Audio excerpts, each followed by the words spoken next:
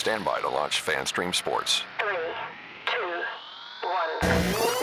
1. Let's start. Hello, sports fans. Welcome to FanStream Sports. Nothing but pure sports. This is the JP Show. JP, it is so good to hear you back on the air. Stand by. Now, here's JP. All right, welcome into an incredible edition of the JP Peterson Show. We are so jacked up about this show. We got superstar guests everywhere. It's game day here in Tampa Bay, baby. Game one tonight. I got my Lightning hat on. Got my my number one BS shirt from Nikita Kucherov last time we won the cup. I got my Stars hat on to counter your Tampa Bay hat. Oh, what a game last night. Oh, NHL playoffs is crazy good. How about that? Brian Bradley's going to join us for the morning skate. Scott Reynolds is going to join us to talk a little NFL draft. But we're starting off the top of the show with the man, the myth, the icon, NFL insider, Hall of Famer, the great Sal Paolantonio. What's up, Sal Pal? How are you? Oh, man, I thought you forgot about me, my brother. What's happening? I haven't been on your show since the Super Bowl. I got paid. Put on that paid no never mind list. You know, Joe Pesci and Goodfellas, how'd they get on that list? What's happening? Oh, By the way, I have gone to Lightning games. The first Lightning game that I went to, I was blown away. I really was. Because I grew up on Long Island with the Nassau Coliseum, Islanders, and then, of course, I went to Ranger games at Madison Square Garden. I'm telling you, Tampa is a hockey town big time when the Lightning are playing. It's amazing. Yeah, with the exception of that knucklehead they put up on the Jumbotron, it's an incredible show each and every night. Playoff hockey, there's nothing like it. There's absolutely, as you know, the Islanders, that Nassau Coliseum. I mean, come on, that was it. That was it back in the day. That was it. Back in the day, the Islanders in the 70s and 80s, but they were just so huge.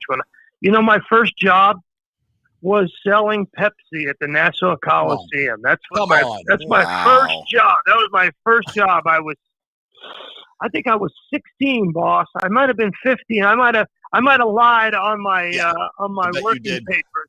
I bet you did. I think I lied to make an extra bit of coin. I needed those Converse low tops. You know what I'm saying? $13 a pair. Remember those Chuck Taylors? I don't know where you were getting them. I was getting them hot on 34th Street for $8. See, I was getting them at Sears. At the Hollywood Mall, and I'd save up my pennies from mowing lawns. Oh yeah, JP's Lawn Service, absolutely. And then when I'd get my $13. I think it was 18 cents, and I'd run down and I'd get because I'd wear them out. Every a month and a half, 2 months. My Chuck E. T's were worn out, so I had to get new ones. Here's the beautiful thing, my brother. We're still working. We're still working. You know, and that's it. I had 3 jobs when I was 12 years old, and we're still working. Isn't that crazy, man? It's a different. My 12-year-old stepson can't make his own lunch.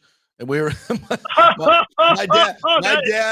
dad was delivering the LA Times. He was a manager delivering it when he was 10 years old. He'd wake up at 4:00 in the morning to go deliver the LA Times in Pasadena at 10 years old. Oh my God. Life has changed, my friend. Life has changed. How are you? How's life down in my home away from home, Tampa Bay? It's never been more beautiful. We've had about 30 days of consistent sunshine and 65 to 75 degrees. Feels like California. It's been fantastic. But we miss you. I know you've been hanging out with Joe Piscopo, and you're now in every Italian Hall of Fame there is in the entire 50 states. So you've been busy. So I didn't want to bother you, but it's draft time now. It's time to get back to work. It absolutely is. And this is my 30th draft with ESPN, and we just finished taping the NFL matchup show with the great Greg Cosell and the incomparable Darius Butler, and that is streaming on ESPN Plus, our special draft show for the NFL matchup team. And we start out looking at the quarterbacks, and it's really interesting. It's such a copycat league, as you know. JP, and you look at how the Eagles won the Super Bowl. They did it with a second quarterback drafted in the second round. Yep. And a defensive line that got after the quarterback without blitzing. I'm telling you, That's the formula right now is you got to get yourself enough pass rushers who can win one-on-one matchups and beat the double team if necessary. And that's what the Eagles did against Patrick Mahomes II and then Andy Reid and Kansas City Chiefs offense. So that's what teams are kind of try to do this year is find value, because you look at this draft, right, JP? Mm-hmm. I have a blue chip grade on just 5 guys. 5. That's it. Normally you go 12 or 15 deep. I got it on 5 guys. I got it on and let's see. Travis Hunter defense, Abdul Carter defense, Mason Graham out of Michigan defense. The running back Ashton Genty of Boise State, I got him as a blue chip top 5 grade, and then Malachi Starks I have from Georgia at safety. This is a Todd Bowles draft if there ever was one. This is a draft made for Toddy. Yeah, and he knows those Georgia players because his son was playing there. We love the Georgia players. Got Tyke Smith last year, and I think there's some Georgia players, Malachi Starks being one of them, on the radar. Jalen Walker obviously probably be gone. Michael Williams may be there for him. I like him as an edge rusher for the Bucs. Sal, I see edge, first 3, and then corner, and then inside linebacker. I think that's where they're looking. What are your thoughts? Oh, I totally agree. I mean, the corner situation is interesting because McCollum really developed into a pretty good corner option for the Bucs, and I think he'll take care of one of the starting jobs in 2025. For Jamal, he's played well, but his health has been a major problem for the past couple of years. So I could see Bolsey adding a corner that gives them some insurance and an option to develop alongside Dean and McCall. So I think that to me is the way that he'll probably go is edge and corner for sure. I agree. And when you look at these edge rushers, and like you said, copycat league, you got to get a pass rush. And Bowles has said, he's tried to manufacture pass rushes the last few years. He can't get any pressure with 4. And in the end, that's what undid this team against Washington is they held on to the ball for the final 4.5 minutes. You can't, they got no pressure with 4 at any point this year. And it's just a constant, he's dropping pass rushers into coverage, trying to manufacture. And it hurt the Bucs big time. The 29th in pass defense. They got to get a pass rush. Which one of these edge guys do you really like that might be there, you think? Well, I think you're right. And I think edge is the way to go. I think Mike Green could be available at 19. Yeah. Mike Green's the edge rusher out of Marshall. Yeah. Yep. Nick Scouridon could be there, although he might go a little earlier than Mike Green for sure. Those 2 guys in the middle of the first round. And talk about a Georgia guy, Mikel Williams out of Georgia is a good edge rusher. Yep. But I don't see him getting past your old friend Raheem Morris with the Falcons at 15. I just don't see that happening. But in this draft, JP, from talking to scouts and general managers and coaches and guys who do this for a living full-time all year round, there's probably 20. They're looking at 20 to 22 edge rushers and defensive tackles that have a first or second round grade in this draft. This is a very deep D-line draft. And you mentioned the one guy that I love, and that's Jalen Walker out of Georgia. I think he is, those Georgia D tackles, we got 2 of them here in Philadelphia, Jordan Davis and Jalen Carter. And you look at him, he's thick. He's fast. He's got great length. He's got speed to power. I mean, if you can get him, if he's sitting there at 19, you grab. I don't think Bolsey lets him get past 19. I think he grabs him, don't you? Absolutely. And I think when the Bucs have won Super Bowls, they had JPP, right? And they had a cat by the name of Simeon Rice, who's going to be announcing their picks on day 2. So go say hello to Simeon. Tell him JP said hello. He's the best. Get an interview with him.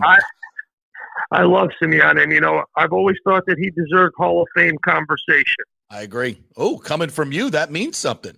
That means something. Yeah. Yeah. I've always thought that he deserved to be in. But, that Bucs Tampa 2 defense under Monty Kiffin's got so many guys. Yep. You got Barber, John Lynch, and, of course, Sapp and Derek Brooks. And it's tough to sell. By the way, there should be assistant coaches should be under consideration for busts. Tom Moore, absolutely. Monty Kiffin, Bud Carson. Boy, oh boy, I don't see how Buddy Ryan's not in the Hall of Fame. Right? Only put together the defense that stopped Johnny Unitas in Super Bowl III, and then probably the greatest defense in Super Bowl history in 1985. So I think these assistant coaches get shortchanged. Well, you're the man to get that done, Sal Pal. So let's get on that, especially with, Monty is beloved here, and I believe absolutely, when you come up with a defense like the Tampa 2 that stands the test of time, they're still running it.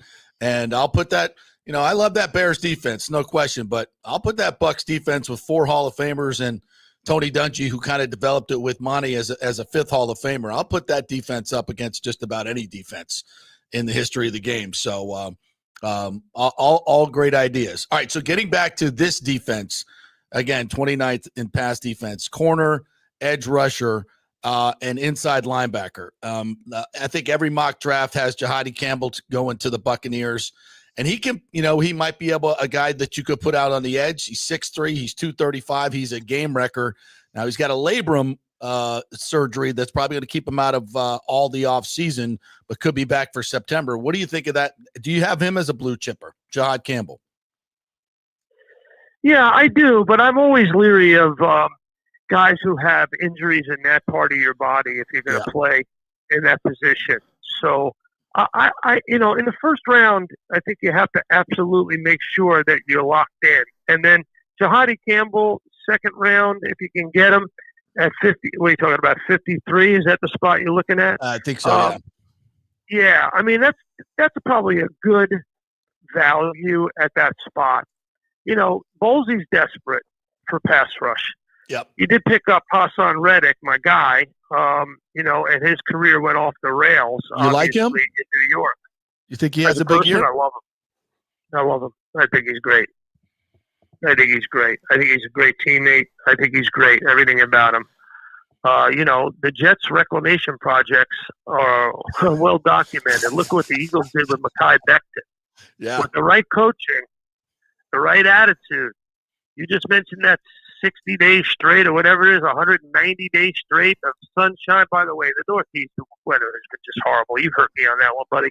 I mean, I was only down there once. Waiting for you, baby. I gotta get down, and I gotta get down there to visit soon for sure. But hopefully the weather will turn here at some point. But you get that weather, you get no income tax. It has a way of in the free state of Florida, it has a way of working things for you. Yeah, everybody's here. By the way, Cesar says over at Cafe Paradiso and Paolantonio, they say hello. They're already in the comments here. Say Sal's the best. So your favorite Italian restaurants are waiting for you here as well. Those guys are fantastic. If I'm coming to Clearwater, which I am, with my wife, which we always are, we celebrate our anniversary in Clearwater. We're going to Caesars on the Beach. Yes, sir. For sure. Yes, sir. It's a great spot. I recommend it to everybody. I say that's the best Italian food in the state of Florida by far. Not even close. And his son Paulo runs Cafe Paradiso, which is one of our great local Paradiso is a great location. Fantastic. Great location. We love that place. He's a great guy, and it's a great location. Fantastic. We're going to have to put that in the next ad right there. I'm going to take that clip. All right, so let's look at the draft as a whole, which you will be covering. Hey, wait a minute now. You got to put me in the next ad. Now you got to take me to that spot next time I'm in town. Absolutely. Dinner's on Paulo. Are you kidding me? I mean, on me. Absolutely. After you run me around on the tennis court, I'm going to need a little pasta. I'm going to need a little sustenance, some carbs to regain my energy, for sure. Yeah, I'm going to be with the Giants on draft day. I'll be there tomorrow, Thursday, and Friday with the Giants. Okay. And I think the number 3 pick in the first round is the sweet spot of this draft. Yep. It's the pivot point. Because the Giants are faced with the number 1 question of this draft. Is Colorado quarterback Shedeur Sanders ready for prime time? I think that's the key question. Mm-hmm. I mean, it's hard to pass up on Sanders because he has some traits that I think really work in the NFL right now, which is toughness and durability and game management, which is important. He doesn't turn the ball over. He has obviously things he's going to have to coach up. But to me, JP, it's tough to pass on Sanders, but I think it's professional malpractice to pass up Abdul Carter. To me, he's the number 1 player in this draft. So what do they do? What do you think the Giants are going to do? I think you're right about Abdul Carter. So I think they're going quarterback because they always make the wrong decision. Are we assuming here? Are we assuming here that the Browns are taking Hunter at 2? Is that our assumption with the Giants? It is our assumption, okay. But I don't. It's hard to assume things in this draft because there isn't really, after Cam Ward, an absolute pick. I have Hunter slightly below Carter in a grade, but you can't go Carter if you just paid all of that money to your homegrown pass rusher in Cleveland. Right. So if you're the Giants, you take Carter at 3, then you try to move back into the first round for Jackson Dart, the quarterback out of Ole Miss. And if you're telling me that the Giants get Carter and Dart in round 1, that JP, then I'm telling you, John Mara is going to finally get some of that sleep he lost after Saquon jumped to my town, Philly. I don't think he'll ever sleep again, actually, after that disaster. I don't know. The Nittany Lion may help him sleep tonight. What was that called? The Lion sleeps tonight. That's right. Might get Mara to have an extra couple of Z's after passing up on Saquon. But, yeah, I know Saquon had a career year that no one has ever seen before. Unbelievable. So do you think even with Jameis and Russell sitting in that quarterback room that they're going to take Shedeur Sanders? No, what I'm saying, it's going to be hard to pass up on Sanders. Yeah. But it'll be professional malpractice to pass on Abdul Carter. Right. But like you said, the Giants seem to have focused on professional malpractice by letting very good at it. Leave town. They're very good at that. Seems to have been their MO. Yeah. I just think Carter, he wears number 11. He's modeled his game on Micah Parsons. And like I said, did you see the Super Bowl? The Eagles beat the Chiefs with superior pass rush. Yeah. And I think all around the league, I think GMs, scouts, coaches, Bolsey, your guy Todd, your GM there, he's done such a terrific job putting that team together. They're all looking for pass rushers. Yes. Especially pass rushers who can win one-on-one matchups and demand a double team. Fangio did not blitz once in the Super Bowl, and yet they tormented Patrick Mahomes the second. Yeah. That's crazy. That's because, pass rushers won one-on-one matchups because Jalen Carter was the most double-team player in the Super Bowl since Aaron Donald dominated the Bengals offensive line. By the way, Carter, about to become a very rich man. I think he'll be the highest paid defensive player in NFL history. He had the most double teams of any defensive lineman in the league in 2004. In fact, he broke the record of the most double teams for a D lineman since they've been keeping that stat for about 10 years. Well, incredible. So you said the pivot point for number 3 of the Giants. Do you think the story of this draft is going to be Shedeur Sanders falling down the board? And if it is, how far does he fall? Does he go past the Steelers? Does he go past at 9 the Saints? Would the Saints take Shedeur Sanders? There's a lot of talk about that. How far would he fall? Well, like I said, so there aren't very many blue chippers.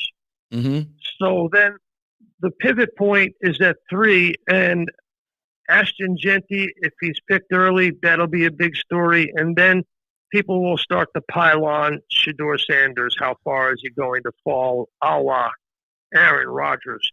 And that may be the reason, JP, that Shedeur Sanders is not coming to Green Bay to the draft, because he doesn't want to be stuck in the green room, looking down at his toes while they try to interview him about whether or not he's, because that won't be a good look for him. Remember how awkward it was for Will Levis a couple years ago? Really awkward. Terrible. Yeah. It's still been awkward for poor Mr. Will Levis for sure. But I think, if the Saints don't take him at 9, Bears don't need him, Niners, Cowboys, could the Dolphins take him at 13? Maybe. Then you go Falcons, Cardinals, Bengals, Seahawks. Could the Seahawks take him at 18? Bucks won't take him. They got my guy Baker. That's right. Broncos won't take him. Steelers could at 21, maybe. Yep. Rams. Rams like Jackson Dart. The teams that I heard like Jackson Dart are the Giants and the Rams. Those are the 2 teams, and maybe the Steelers. Those are the 3 teams. So the Giants, if Jackson Dart starts to fall, JP, to the point where he's at, like, let's say the Steelers don't take him at 21, and the Chargers, Packers, Vikings, and Texans are on the clock in the next 4 picks. That's where the Giants could jump up ahead of the Rams to take Jackson Dart. Yeah, and get back in. Well, if the Giants leave with Abdul Carter and a quarterback, they may have finally a pulse, and that'll be a big story. So, do you sense that the Giants want to get back into that first round? I do, and I think their focus is Jackson Dart. From what I'm hearing around the league, Brian Daboll loves Jackson Dart, loves him. And, no team has done more work, spent more time scouting, meeting, and visiting with Shedeur Sanders than the New York Giants. The general manager, Joe Shane, has practically lived in Boulder. He's trying to convince himself the Giants draft Sanders, trying to convince the rest of the team to take him maybe at 3. But according to the people I am talking to around the league, the Giants are still not ready to pick Sanders at 3, if at all, and that they will pick Carter at 3 and then try to jump back into the first round to maybe take Jackson Dart if they can, somewhere between 22 and 25. Because if you don't want to go too high, because then you're basically defeating the purpose of not taking Sanders at 3, right? Because you don't want to push the issue. That the fastest way to make a bad situation worse is to press the issue and reach for a quarterback. Right. How do you feel about Jackson? How does Greg Cosell, how do your guys feel about Jackson Dart? I've heard some quarterback analysts said he's a one read and run guy. He doesn't have the strongest arm, that he's getting overdrafted. People are looking at him against the better competition. He didn't play that well. Obviously the Giants think he's moving up the board, so people think highly of him. What are you hearing? A lot of teams have him ahead of Sanders now on their quarterback board. Wow. Yeah. I'm surprised. I have heard that some teams do value him higher than Shedeur Sanders. If you look at Jackson Dart's frame, 6'2", 223, runs really well, as you mentioned. All-state baseball player, so in high school, so he's a balanced athlete with he's got a sturdy frame. He plays the game confidently. 41 career starts. 38 starts of the 41 were in the SEC. That's big. So the competition was there. He was all SEC in 2024, So, I mean, he's, what does that frame and that size and the whole baseball player thing remind you of? It reminds you of the quarterback that Daboll had in Buffalo. I mean, that's just won the MVP.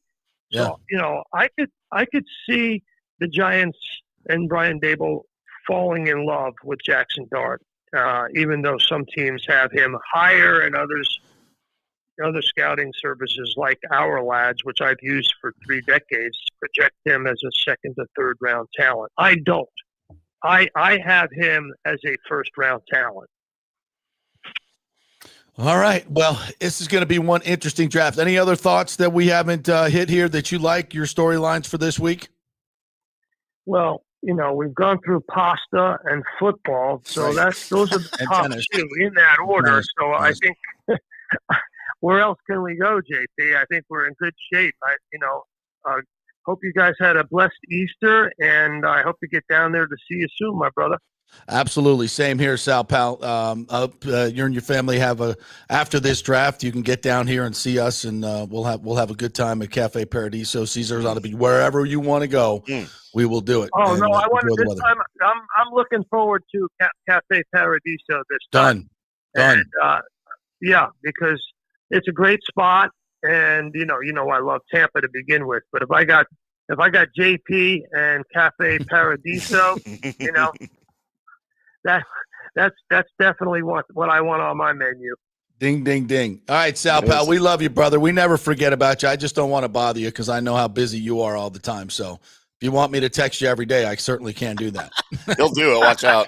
And don't forget about Greg Cosell and Darius Butler on the Matchup Show on ESPN Plus. You know, we're the longest running NFL studio show, and I've been hosting it now for 24 years. I say that because, man, I'm damn proud of it. I love that show, and I love being part of it at NFL Films. And sometime I got to get you up to Jersey, and we can hang out some of my Italian spots. And I'll give you a grand tour of NFL Films. Dude, I would love that. Wow. I would love that. Absolutely. Say the word, and you guys come on up. Bring up the whole crew. Bring everybody up. God. Bring the guys up from Cafe Paradiso, Caesars, everybody. Be careful what you wish for, my friend. We're bringing the whole crew. Thank you, partner. We'll definitely look into that. Thanks, partner. The best, right. Sal Paolantonio. Thanks, Sal Pal. That's there he great goes. Wow, man. How about that? Yeah, we got to do that. I've not been to NFL Films. No. Get a tour of NFL Films with the great Sal Paolantonio, Greg Cosell, Darius Butler. I love that show because it's no nonsense. Yeah, I love Greg Cosell and Sal. They're very similar when their deliveries and their analysis because, like you said, it's no nonsense. There's plenty of shows that got nonsense, and that's fine too. We love to have fun, like this one. Exactly. But you know, when I just want to learn about football, which I'm a junkie, a nerd, a film nerd. I can't get enough. I cannot get enough. It is so good. And that's, and this is why the draft is so fascinating because everybody's full of hope and who's going to be that guy that's going to transform your team. And, we focus so much on the top guys, rightfully so. Yeah. But how many times do we see, 4th, 5th, 6th rounders, Tom Brady? Oh yeah. They become the superstars of this league and you just never know. And when you look at the Bucs and the reason they have a Super Bowl roster right now is because Jason Light is hit on, starters in the 5th round with Zion McCollum and incredible all-pro players in the 4th round with Bucky Irving or 3rd round with Bucky Irving. I mean, it's time and time again. He's hit on other on players that are not first rounders. And we focus so much on the first rounders. The depth of his drafts the last 2 years is the reason the Bucs have a Super Bowl roster. And it's, and also, going out and finding a quarterback on the free agent market. And we talked about this yesterday, and I am now a full-time believer in this. Mm-hmm. I'm not going to focus on quarterback. I'm not going to focus on drafting, giving up 3 picks to jump up in the top 3 to get Shedeur Sanders or even Cam Ward for that matter. Right. You got to build your team from the inside out like the Eagles have done. Dominant on both sides of the line of scrimmage. Go get a quarterback in the 2nd round and mold him to your offense. Jalen Hurts. If you got to spice it up with some outside receivers that you can get in free agency, you can do that too. But the premium draft positions are along the line of scrimmage, and that's where Jason Light has lived in the top rounds. And that's where that's how you build a team. That's how the Eagles have done it. And in a lot of ways, that's how the Bucs have done it. Yeah, we've talked about this numerous times on this show because I think you and I are in the same train of thought here that for the teams this season that need a quarterback, right? The Browns, the Giants, the Saints now, if you want to throw them in there, this is not a good quarterback draft, No, and there's guys that are going to go high, like Dart or Sanders possibly, that shouldn't, that maybe aren't, all things being equal, probably aren't even 1st round quarterbacks, right? But if you just go and address the needs that you need to address beyond quarterback, whether it's offensive line, defensive end, there's some really good players available where you're going to pick that will fit that position. then you've got your stop. Like the Giants have their stopgap quarterback, right? They've got Russell Wilson. The Browns have their stopgap quarterback. They've got Joe Flacco. Who knows what the Saints are going to do? But hopefully overreach for a quarterback. Yeah, go get you an offensive lineman, a stud offensive lineman in the first round, or a stud defensive end in the first round if you're the Browns, or Travis Hunter, and then wait next year when this is a much better, much deeper quarterback class, because you're probably still only going to, if you're the Browns, you're still probably only going to have about 5 or 6 wins anyway, and you'll be fine next year in the draft because it's deep for a quarterback. So these teams that are trying to reach right now, and I don't know if you're the Titans, if Cam Ward's necessarily a reach. I don't think he's the number 1 overall pick, but that's where they are, and that's what they want to do. So it is what it is. But this is not an emergency situation where these teams have to go out and reach for a quarterback in the first round. And some of them are going to do it, though. Yeah, and the Saints are a perfect example, and so are the Giants. You're not a quarterback away. You've got so many holes on your team. If I were the Giants, if Abdul Carter wasn't such a slam dunk pick at a need position, I would say, hey, I'm looking to trade down. And I would even look to trade down. Somebody wants to come up and get him. If they're going to give me, a first and a second, or 2 firsts and a second, I'm going to pick up a first and a second extra. I got to do that. Your roster sucks. You can remake your roster in one draft if you trade a top pick. If some idiot's going to come up and give you 2 1s and a 2 to get a quarterback, and it's done all the time, the Carolina Panthers. I mean, it's done all the time. And San Francisco 49ers. You exactly. I mean, what a disaster. They would have won a Super Bowl had they not done that. And they got their quarterback in the 7th round, the last freaking pick. Mr. Irrelevant. God, stop giving up all this draft capital for these quarterbacks that even if it's Trevor Lawrence, you don't know. It's the NFL is such a different game. It's such a different game. It's such a different atmosphere. It's so hard to project these cats. And, Shedeur Sanders, look, as a player, I turn on the tape. I see a very accurate quarterback. I see a guy that can throw off platform. I see a competitor. But there's too much other stuff. And once you start getting into his character I would not, he cannot lead my locker room. His distractions with all his endorsements. Yeah. That's people underestimate that. But he is in the Ring of Honor at Colorado now with his 1-8 record against the top 25. What in the world are they doing up there? Did you see the meme that I saw? I think I retweeted it on X, but it had, of course, Travis Hunter 12, up there, and then it said 2, Deion's kid. Yeah, Deion's kid, right? Brutal. All right, that's what I'm afraid of with him. By the way, that's what I'm afraid of, that he's Deion's kid, and without his dad around in the coaching box, it's too much. It's too much to risk, in my point. And again, if I can do about 10 minutes worth of research with talking to people and students who went to Colorado and get nothing but horrible reports back on these kids, then what do you think the NFL people found out? Lots more. A lot more. So I would, but quarterback's a quarterback. You got to, we'll see what happens. All right, we'll take a break. When we come back, Scott Reynolds is going to join us, and they've gone through 7,000 mock drafts for the Bucs, and they keep coming up with the same guy. And I think it'd be a great pick for the Buccaneers. I think they're spot on. But do the Bucs think that? We will talk about all things Bucs draft with Scott Reynolds when we return. But first, the Jeeves Law Group. We're in this great studio here, this beautiful, great studio at the Jeeves Law Group. If you are involved in an accident, absolutely the first call you got to make is to the Jeeves Law Group, JEEVES, lawgroup.com. That is the website. Just call them. They will set you up with everything you need in this accident situation. And, Scott Jeeves has been on the show. We love him. He's a great dude. Don't become just a number at some big firm. When you can go with a local firm, they are local, they are trusted, and they get results. That's says it all right there about the Jeeves Law Group. All right, we'll be back with Scott Reynolds, not attorney spokesman, by the way, Officer St. Pete and Tampa, back in 3. Spring means a time of renewal and Rays baseball, and the folks at Italiano Insurance want to welcome the Rays to Tampa and remind you, It's time to renew those insurance policies with the now famous Italiano Insurance Checkup. Let the experienced and friendly agents shop your policy for the best price and coverage. Famous for saving me over $1,000 on our auto insurance last year and over $500 on our homeowners. Now that's a grand slam. Might as well get a double play by adding flood insurance and business insurance to your portfolio.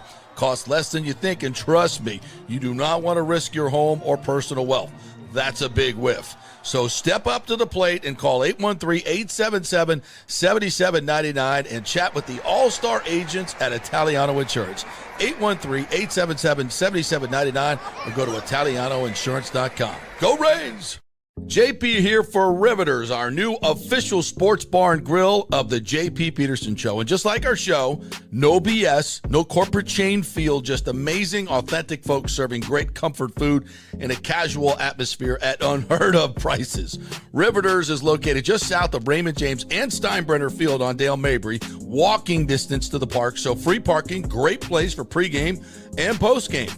Let's talk about fresh food. Nothing is frozen. Burgers, wings, prime rib, roasted fresh daily, never frozen. That makes a huge difference. The mahi, the salmon, also super fresh. All our sauces are original recipes made in-house. Our Warhawk chili and fully loaded potato soup is made fresh in-house. It's the best food anywhere, served by people who actually care. Riveters on Dale Mabry, just north of 275, just south of where the Bucs and Rays play. We'll see you there. Are you looking to renovate your home, rebuild after the hurricanes, or build your dream home from scratch? Well, let me tell you about my friend Jason Fawcett and On-Site Construction. They have over 1,450 satisfied clients, 25 years of experience, over 500 designs, and a talented team of over 40 construction professionals. They believe building something exceptional begins by truly focusing on all the details, even the smallest ones. We understand that construction can be a daunting process, and we're here to make it as smooth and stress-free as possible. Quality is non-negotiable at On-Site Construction. We use the finest materials, employ the most skilled tradespeople, and adhere to the highest industry standards to deliver a product we're proud of and that you're going to love. Our project management is meticulous with a focus on completing projects on time and on budget. Your happiness is our primary driver. So give us a call at 813-579-5789 or check out our incredible website at onsiteconstructionfl.com. Let's go. Right now, back to the show on FanStream Sports. All right, welcome back to the JP Peterson Show, brought to you by the great folks at Riveters, as we come to you from the G's Law Group studio right here. Riveters, the place to go before and after your trip to the Rays games. You can park there, walk to the field, and enjoy some of their incredible food. The burgers are amazing. Everything is made fresh. Chicken wings, absolutely fantastic. The happy hour prices off the chain.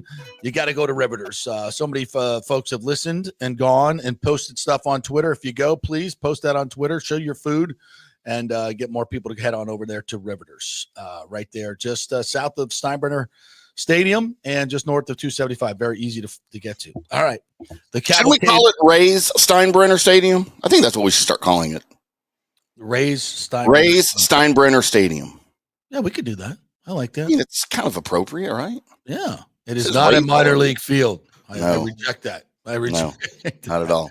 All right, let's talk some big league football with our great friend Scott Reynolds from the Pewter Report.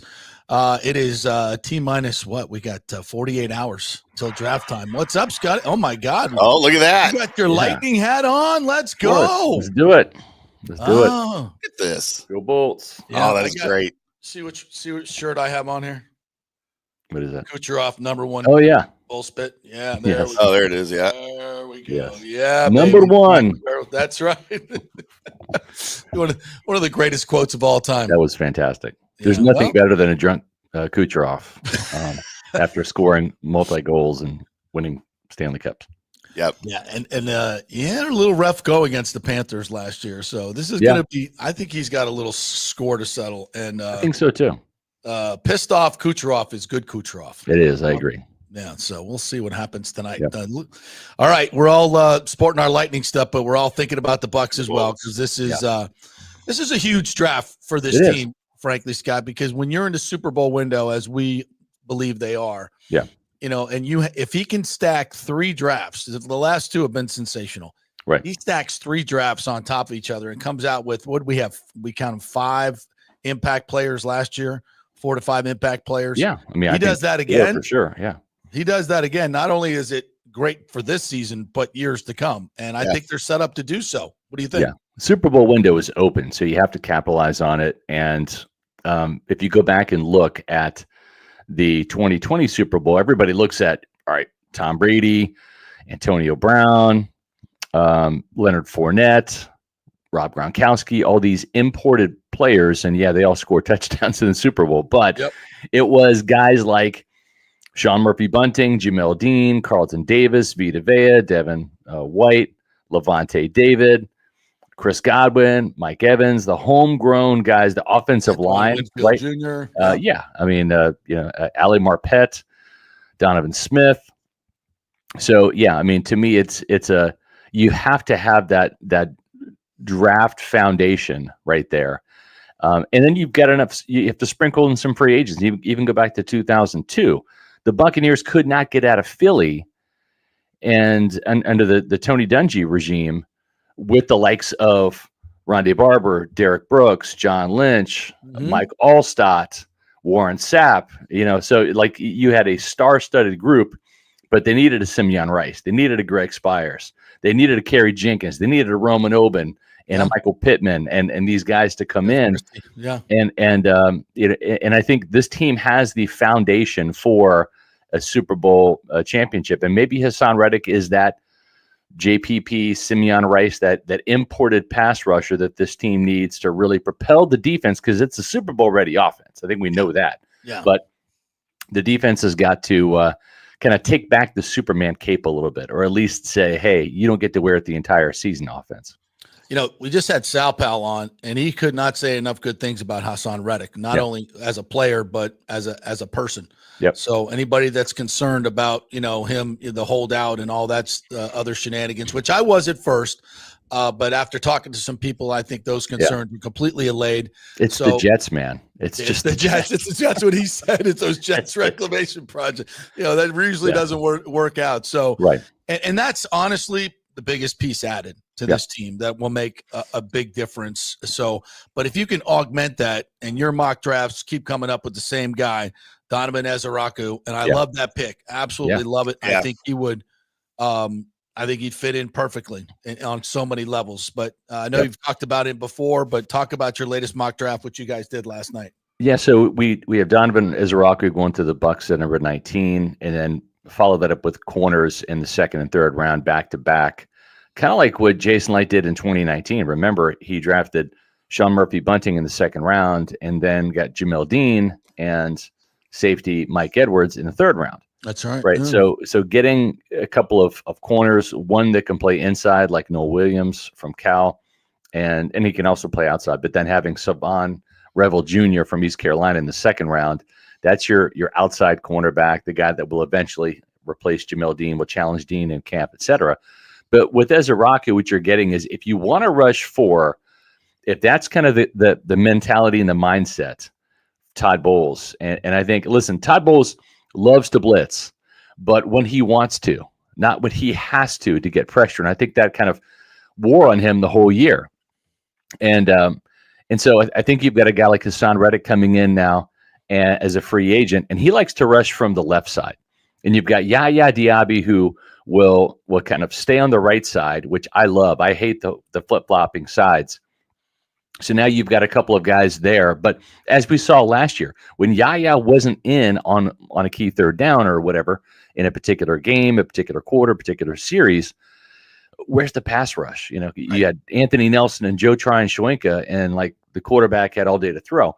So if you can get that hockey line shift that Todd Bowles likes, where you've got Hassan Reddick and Yaya Diaby as your starters, and if they're not in the game on that particular third down, and you've got a Donovan Ezeraku and maybe a leveled up Chris Braswell, where there isn't much of a drop off, that's really what Todd Bowles wants to get to. And when you draft a player like Ezeraku, you're doing it for a couple reasons. Number one, it's an insurance policy in case Chris Braswell just isn't a hit. in case he's slow to develop and is not that guy. Yep. We've seen Jason Light draft Noah Spence, Joe Tryon-Shoyinka. That hasn't been a great track record, right? So he will ensure that if Chris Braswell is a miss as a second rounder last year, they've got another guy that can rise and ascend. Also, Hassan Reddick, let's say 30, 31 years old. He'll be 31 later this year. Let's say he's not that guy anymore. Let's say, he's not the double-digit sack guy. Maybe he's a 4.5, 5 sack guy, kind of like what Shaq Barrett was in his last full season at Tampa. Not good enough. Well, he is a safety net as a Raku, just in case your number one pass rusher isn't that guy anymore. And so I think if you want to rush for, you got to make sure you have the horses to be able to do that. And you've got to really double up on that side of the ball too. As we've seen it now a couple times. Simeon Rice, I want to say his last year in Tampa Bay, he was 32. Shaq Barrett was 32. I'm not counting last year. JPP was 32. So at some point in time for edge rushers, the wheels fall off the wagon. We've seen that enough with the team's best pass rushers of all time on the edge, right? Not including the late, great Leroy Selman. But in the modern era, it's early 30s. And I mean, Hassan Reddick is right there. I know he wants one more big contract, but it might be a 1-year deal next year if he blows up. Yeah. Because at some point in time, he's not going to be that guy anymore. And drafting another guy in Hassan or in Danham Raku that can learn from Hassan Reddick, a fellow Jersey guy, that's what you want, man.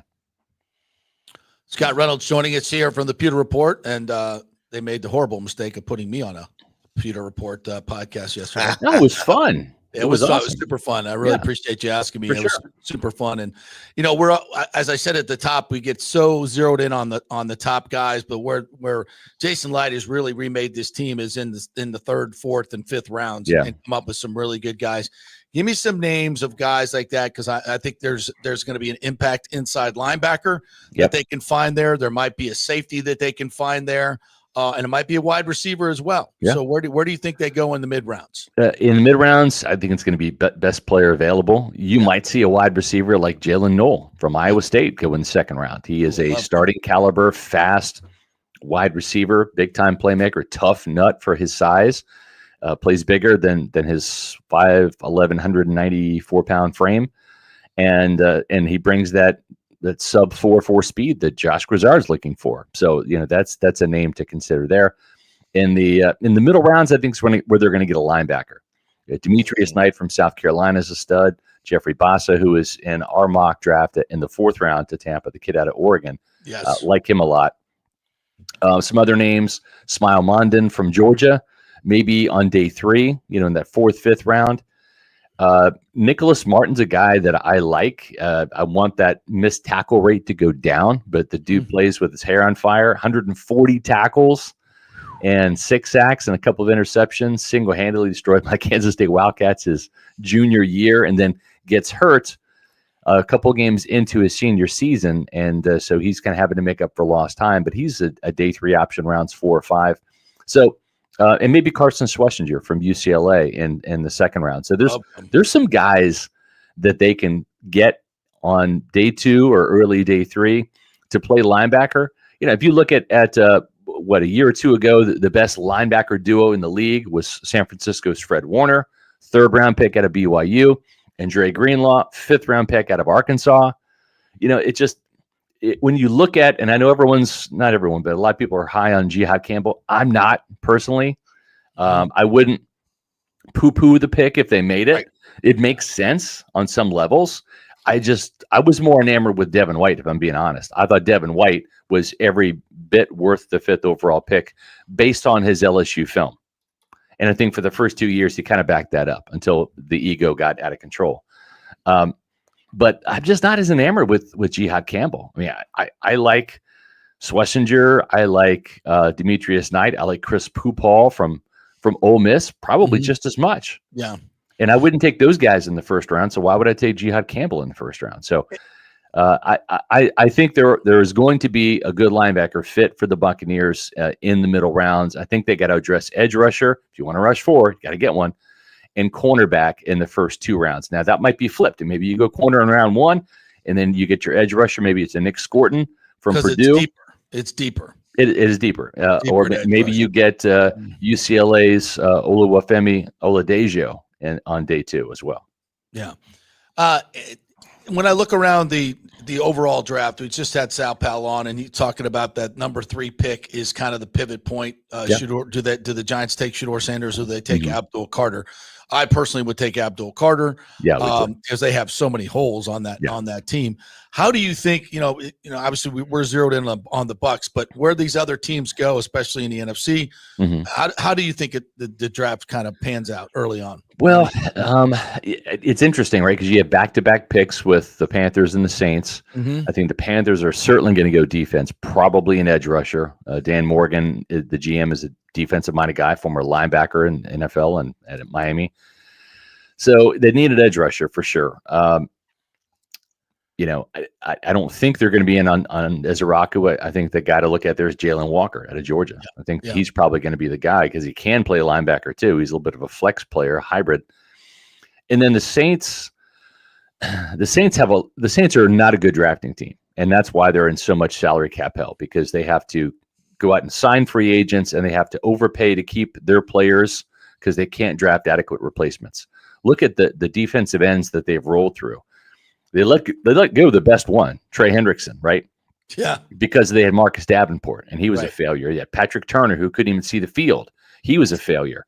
So when you fail in the draft, the not so expensive free agents become the guys you have to have, because if you keep missing, you have to have good players. So you're overpaying pro players. And instead of letting Cam Jordan go like they could have and should have years ago, because he's a shell of his former self, they have to hang on to him because he's better than Marcus Davenport or Patrick Turner. Paying him a lot of money though, and you pay him a lot of money. So the Saints probably should pick the best player available because they need a lot of help everywhere, offense, defense, etc.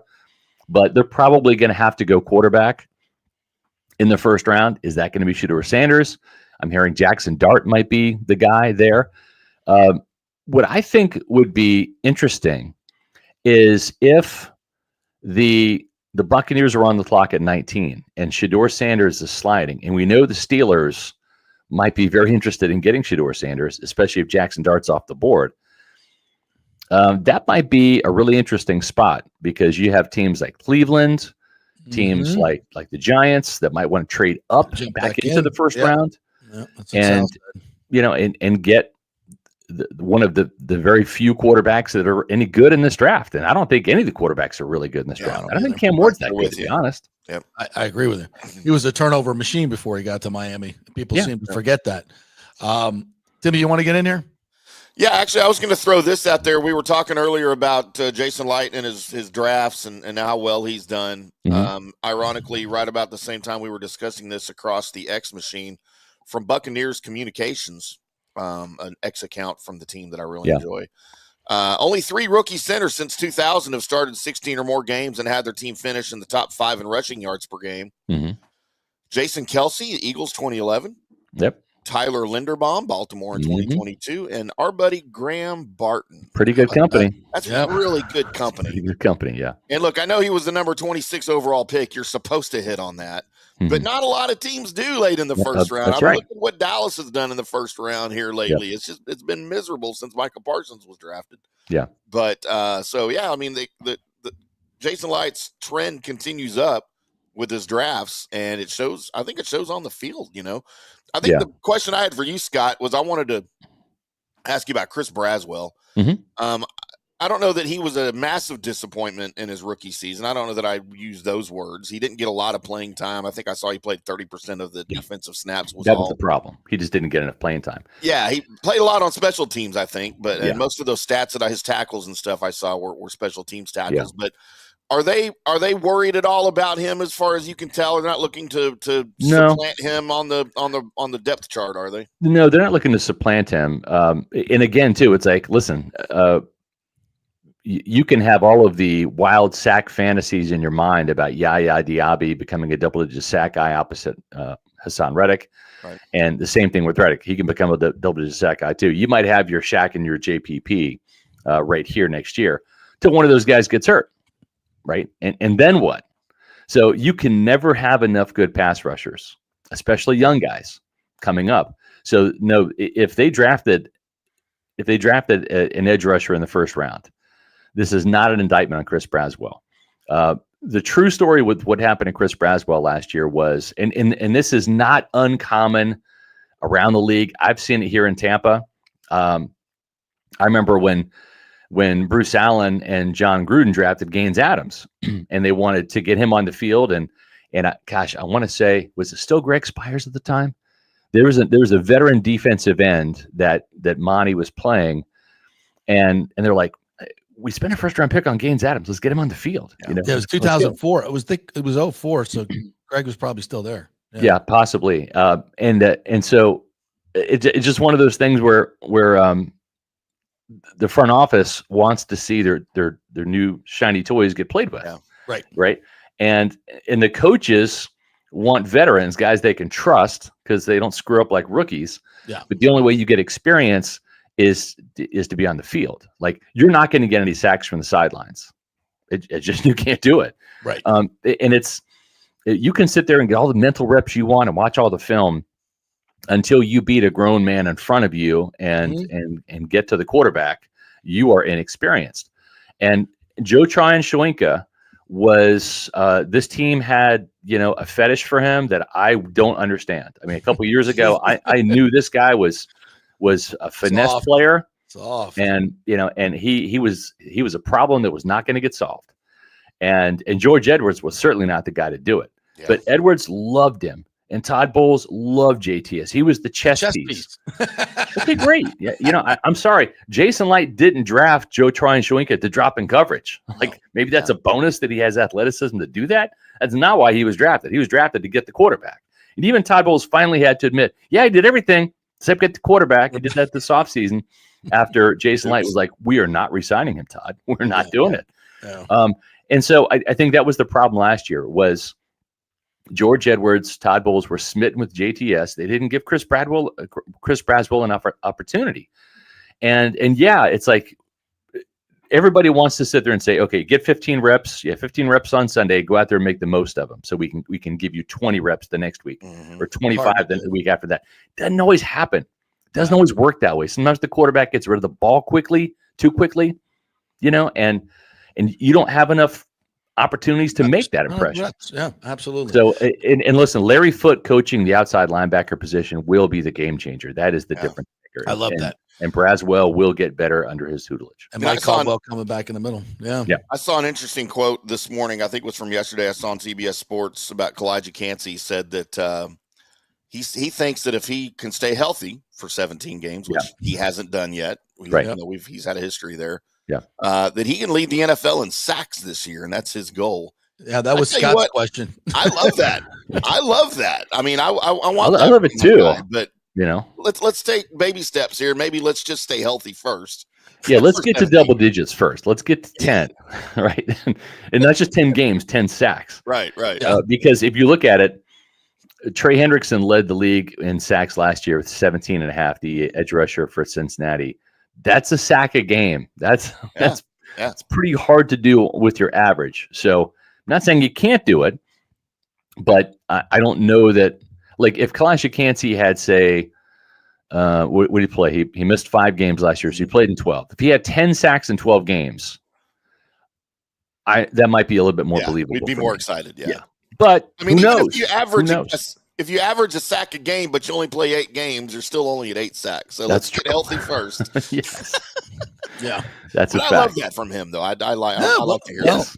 Speak it into existence. Why not? Let's do it.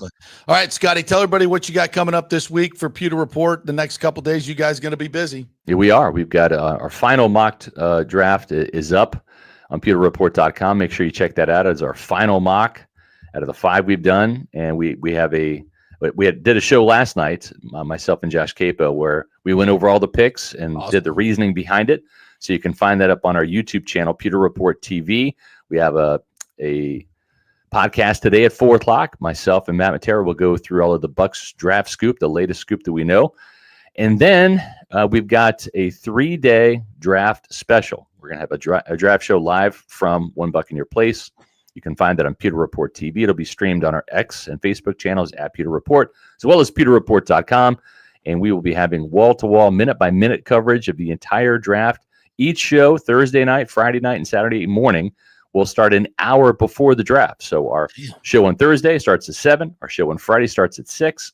And our show on Saturday, the day 3 day, will start at 11 a.m., which is an hour before the noon start for the final day of the draft. You can, again, find our live draft show, and that's going to be on Pewter Report TV, our YouTube channel. There it is. All right, Scotty, great stuff, man. Get some sleep before Thursday and the weekend. Yes. All right, partner. We'll see you in a bit. All right, we're going to take a quick break. When we come back, Brian Bradley's going to join us live from Amalie Arena. As the morning skate is going on, we got Panthers and Lightning tonight. Unbelievable history between these two teams, including how close it has been, which will blow your mind. Back in 3. Stay with us.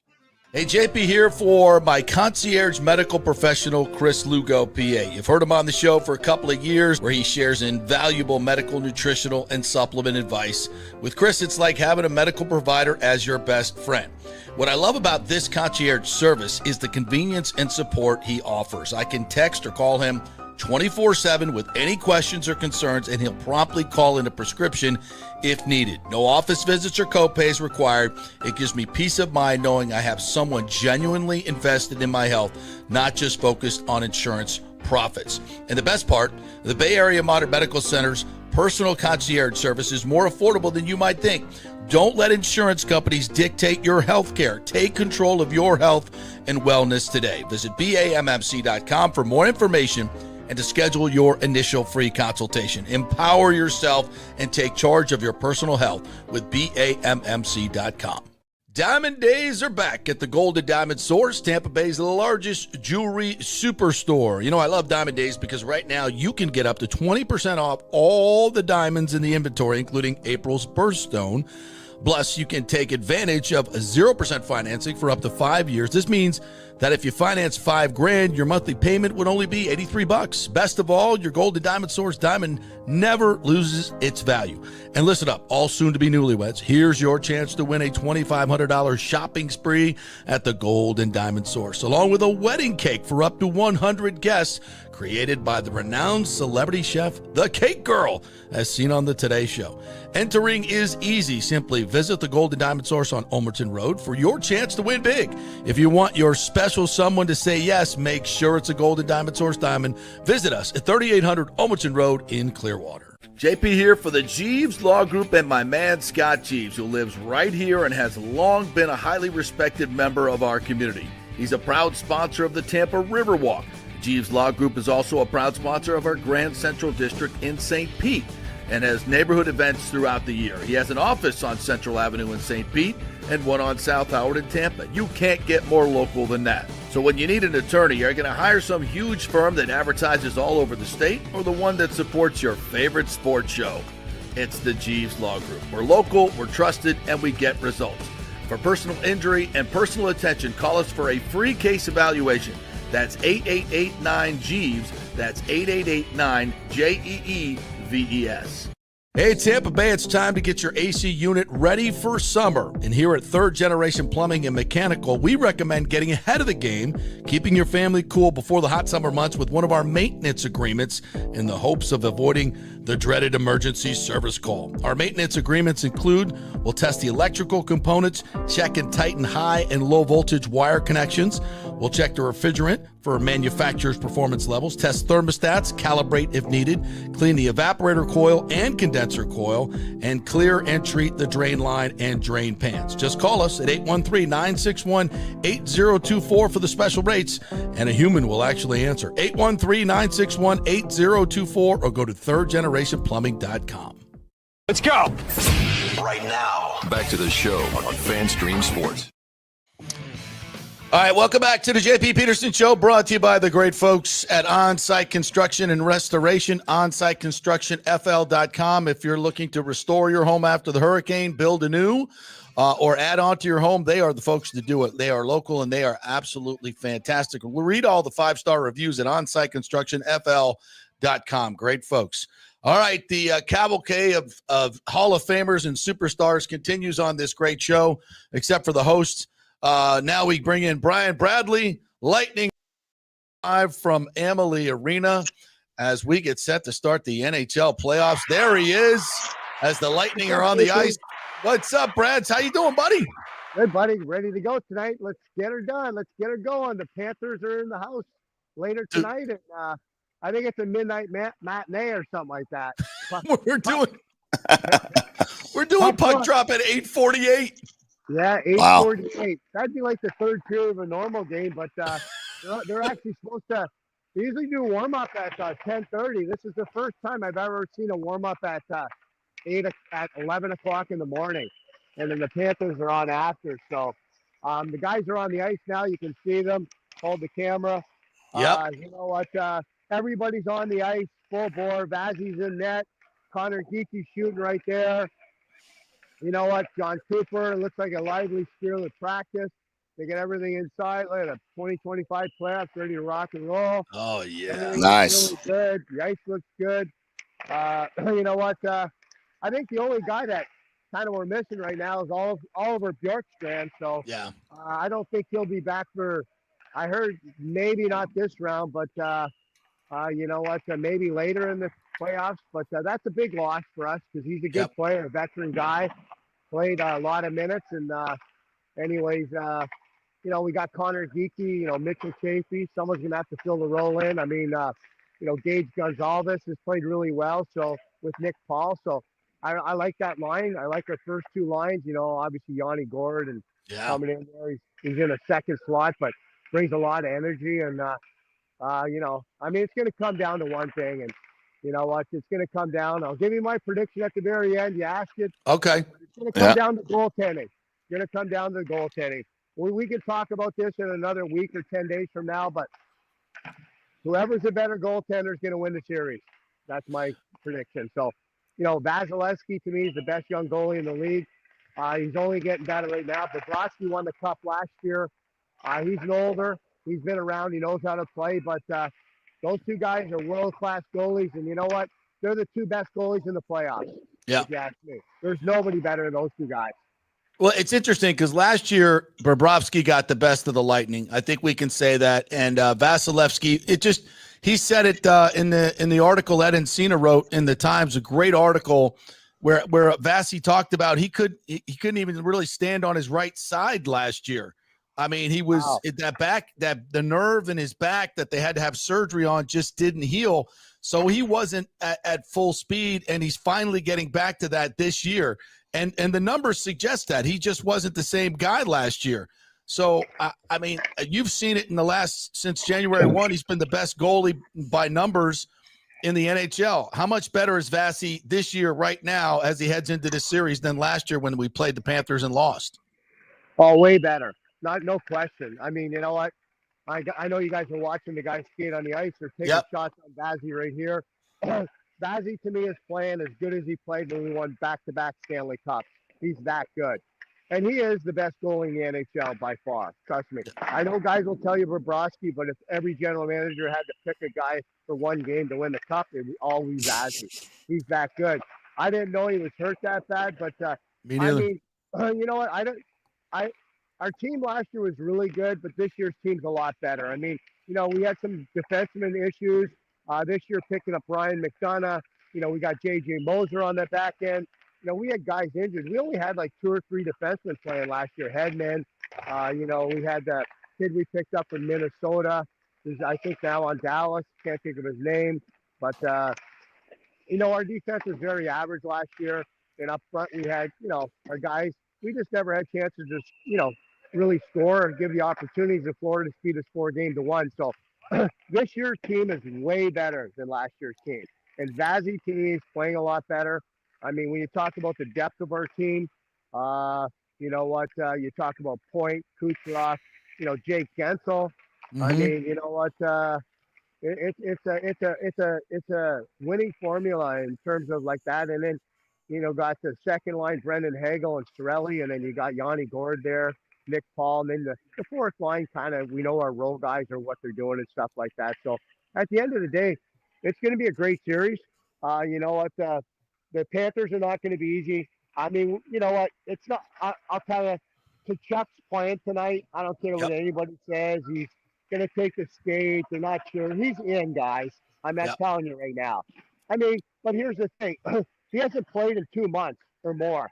So he's not going to be – he'll be fresh, but he'll be exhausted because he's not going to have as good a shape as some of these guys who've been game in, game out. He might be good for the first game, but then he'll go downhill a bit and then gradually work up. But hopefully by then we'll knock him out of the playoffs. I like that plan. Brian Bradley joining us here. Brian, like these two teams know each other so well. You've played in playoff series where you go 7 games.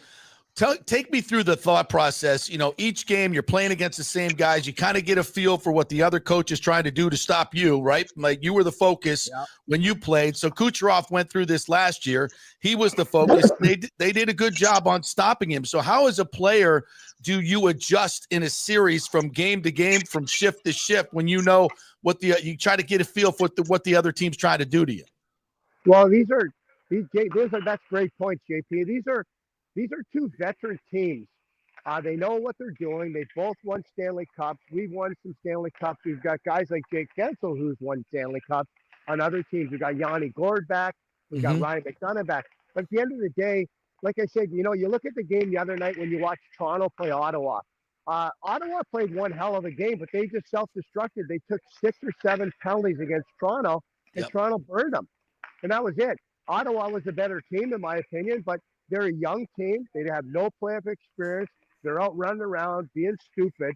And, you know, you're not going to see that from these 2 teams tonight because both teams know that the Lightning power play is ranked number 5, I think, in the NHL. The Panthers power play is about 15, I think. It's not as good as our power play by any means, but you do not want to take penalties in this series. And these teams are veteran teams where there's not going to be much undiscipline after the whistle. And that's what happened against Ottawa, even some of the games last night in Montreal, some penalties where they're taking some penalties against teams and players that have played in the playoffs for 10 years that aren't going to do that. They're going to goat you into that stuff and then walk away. So, you know, it's going to be fun to watch. I mean, in terms of Kucherov, you know, he's a world-class player. He's the best player to me, you know, top 2 or 3 in the NHL, McKinnon and Connor McDavid, obviously. But you know what? When he's on his game, there's not many guys better in the NHL. I mean, I like Jake Gensel. I'm going with a dark horse right now. I'm going. If it's not Vasilevsky, I'm taking Braden Point to win the Conn Smythe Trophy this year. Oh, wow! I like it. I think this is Braden Point's breakout year right now. In terms of, like, you know what? He's at 28 years old. You know, he'll be 29 coming up maybe this year, but he's in his prime. He's ready to go. He's had a great 4 Nations Cup. He's played well. He's skating good. I'm calling him to have a monster playoff series for the Lightning right now. That's my guy right now. I love that. Brian, Bjorkstrand is out. He's been ruled out for the series. 9 points in 18 games since coming over from Seattle at the trade deadline. What are they going to have to do to alter their offensive plan against the Panthers without Bjorkstrand? Well, you know what? He's a guy that got an injury. I guess it's not a great injury, and you know, they're taking care of it. Hopefully, we get through the Panthers here, which is going to be a battle. But you know what? They're going to have like Connor Geeky, you know, Gage Gonzalez, Mitchell Chafee. Someone's going to have to step into that role and take cover. I mean, I know his numbers aren't there. He started to get better, and he started to play the power play at the end. But he's, you know, Oliver Bjorkstrand's a great player. He's played in the league for a long time. He knows how to play in the playoffs. He's won at every level. I can't stress that enough. He's won at every level. He's won in American Hockey League. He won in the Junior Hockey League. So he's won championships wherever he's been. So you know what? We can get through these guys, the Panthers. He'll be back, and we'll definitely need him going forward. Trust me, because he's that type of player. He's awesome to watch. He's got a great shot, a very underrated wrist shot, slap shot. It's kind of sneaky, and you know what? He gets it away quick, and it's hard. It's got a hard, quick, fast shot. I love the way he plays. He's only going to get better as time, but it's unfortunate he's got an injury right now. But you know what? That's part of the game. I mean, you know, the Panthers are going through some injuries too. You know, Kachuk's coming back. Ekblad, I think, is out. He's a great defenseman for them. So you know what? Everybody's going to have a little injury here and there in the playoffs. You just hopefully it's not a star player. Because, I mean, we all remember, 3 years ago, we played Colorado in the back-to-back championships, and we lost Braden Point in the first round. That's tough to replace. You can't replace world-class players like that by any means. They're just too good of players. Yeah. All right, last one, Brad. You look at these two teams. It's a great contrast in styles, right? The Panthers lead the league in hits. They want to beat you up. They want to get physical with you and take you out of your game. The Lightning want to counterpunch, right? They want to make you make a mistake and then attack with their skill.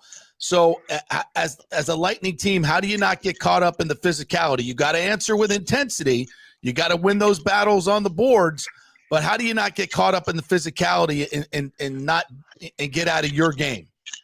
Yeah, you just got to go play your game. I mean, the Panthers are going to come out here and try and stir the pot. But, I mean, when you look at their lineup, there's no Lombard. They don't have any guys that they had the last year or two down there. So they got a few guys that, maybe they can fight. But we don't have Maroon. They don't have their guys anymore. That stuff's gone. Sam Bennett's going to be there. But, we've got Hagel. We've got some other guys that can jump in and do stuff like that. Yeah. So, I mean, it'll be a physical series. But it's not going to be as crazy as what everybody thinks. I don't think the Florida Panthers are as physical or nasty as they were a couple years ago. I think they went away from that. Yeah. I mean, you picked up Marchand, but he plays not that type of game. I mean, I don't see them being that type of team anymore. They're going to try and bring it to us, but the problem is with Florida, they start running around being stupid. They start taking penalties, and you know what? Guarantee you this: we got two of the best coaches in the NHL coaching this series. John Cooper, best coach in the NHL, Paul Maurice, Stanley Cup champ. They know how to win. They've got winning records. They've got winning resumes. Both of them are outstanding. So you know what? They understand what's going to happen tonight and how we have to beat Florida and how Florida has to beat us. So they're not going to be something stupid going on the ice right now, unless the game's 5-1, then it could get out of hand. All right. What are those on the seats there? Are those towels? Or T-shirts? What do we got on the seat there? Yeah, it's like Bring the Thunder. Stanley Cup playoffs, so it's all these things like Bring the Thunder on the seat. Lightning playoff hockey 2025. Love it. They're like towels, you wave them around. Like Winnipeg and stuff like that. Love it. All the different stuff going on right now. So yeah, it's exciting. It's guys are just doing some shots here on goal right now, and then getting off the ice for this midnight madness matinee we're gonna have going on tonight. So love it. All right, Brad's go take your nap like I'm gonna do. I'm gonna take a nap this afternoon like the players can get through this one tonight. Awesome stuff. Thanks, Brad. Appreciate you, brother. I'll see you tonight. Hold on. I never gave my call. That's right. Give me the prediction. Sorry. My bad. Hey, I'm calling it. Here's what I'm saying. The Lightning in 7. Lightning in 7. And then we're gonna beat Toronto in 5, I think. And then I don't even think Washington's gonna get out of Montreal. So I don't know. Maybe Carolina. I think it's gonna be us in Colorado for the Stanley Cup final. Let's go. Let's go. I'll take it. I'll take it. All right, Brad. Love it. First series is gonna be a good one. Lightning in 7. Lightning in 7. All right. I got to change my flight. Thank you, partner. I'll see you tonight. Great Brian Bradley right there. So we got the towels to swing around and the clappers to make noise. I'm surprised those towels didn't say fire Nico. That's what everything else around the freaking country is. There was a dude on the Stars in the crowd right behind Pete DeBoer right behind the bench that said "Fire Nico, please." So at least he was nice about it, right? Well, that was one hell of a game last night with the Abs in Dallas. Colin Blackwell, who was a healthy scratch for 13 games, didn't even play in game 1, gets a rebound that seemed to sit there for like an hour. Yeah, you want to see it? Yeah, you got it? I got it right here. Going at Johnson. Blackwell into the slot, shoots. Look at it just there. Traffic by Blackwood. Blackwell scores! What a call, by the way. Over. This series is tied. Look at the pandemonium. So overtime goals, man. Are you kidding me? That freaking rebound was sitting there for an hour. What a juicy rebound it was. It's very rare you ever see the puck at a dead stop on the ice in an NHL game. And it popped about 8 feet out. Crease. Right in the crease. And he came and got his own juicy rebound. Like you said, he was a healthy scratch. Blackwell was in game 1. DeBoer injected him because they needed some energy. They were dead in game 1 in the 5-2 loss. That was the 8th straight game they had lost because they lost 7 straight going into the playoffs. Yeah. Including a snoozer against Nashville to end the season. But look, the Stars are still without Miro Heiskanen, their top defender. He's been out since late January. He skated before the game. He's not ready. I would be very surprised unless they're in desperation mode, down 3-1 or something.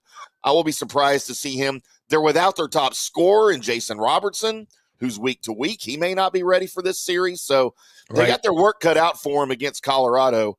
But look, man, I'm crossing my fingers. That was a big win for them last night because you cannot go back to Denver down 2-0. It's just ridiculous. And when you look at Pete DeBoer, his record in game 1s and game 2s, when he loses game 1 of a series, which he does a lot, he is now 6-2 in the follow game in game 2, rebounding. Adjustments, yeah. And if they can get to a game 7, I believe he has won like 11 in a row game 7s. So, yeah, that was one hell of a hockey game last night, as was the Edmonton Kings game. Holy shiznit. The Kings went out 4-0 in this game. Yeah. And then McDavid just went bananas. Him and Draisaitl, they score with 1:28 left to come back with an empty net to tie it at 5. And the place is just going crazy. And then at 41 seconds left, Philip Deneau gets his second goal for the Kings to win it 6-5. What a freaking game.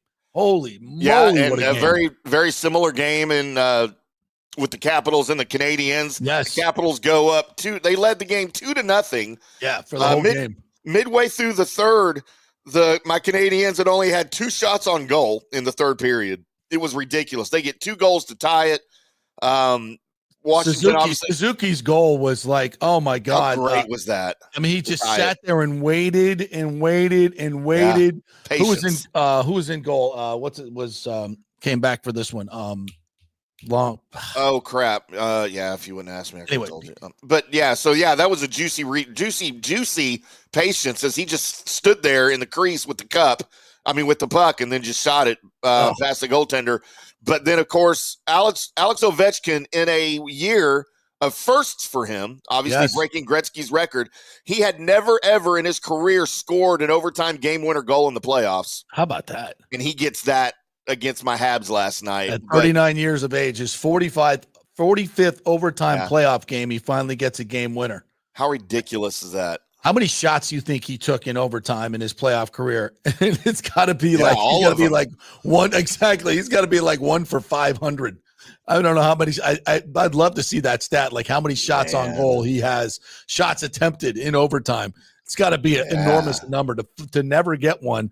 And then to finally get one, that's pretty impressive. So that was a huge win for them as they go up 1-0 in that series. And so, man, by the way, that was that was for the Canadians. Yeah, just incredible though. Game, all these games.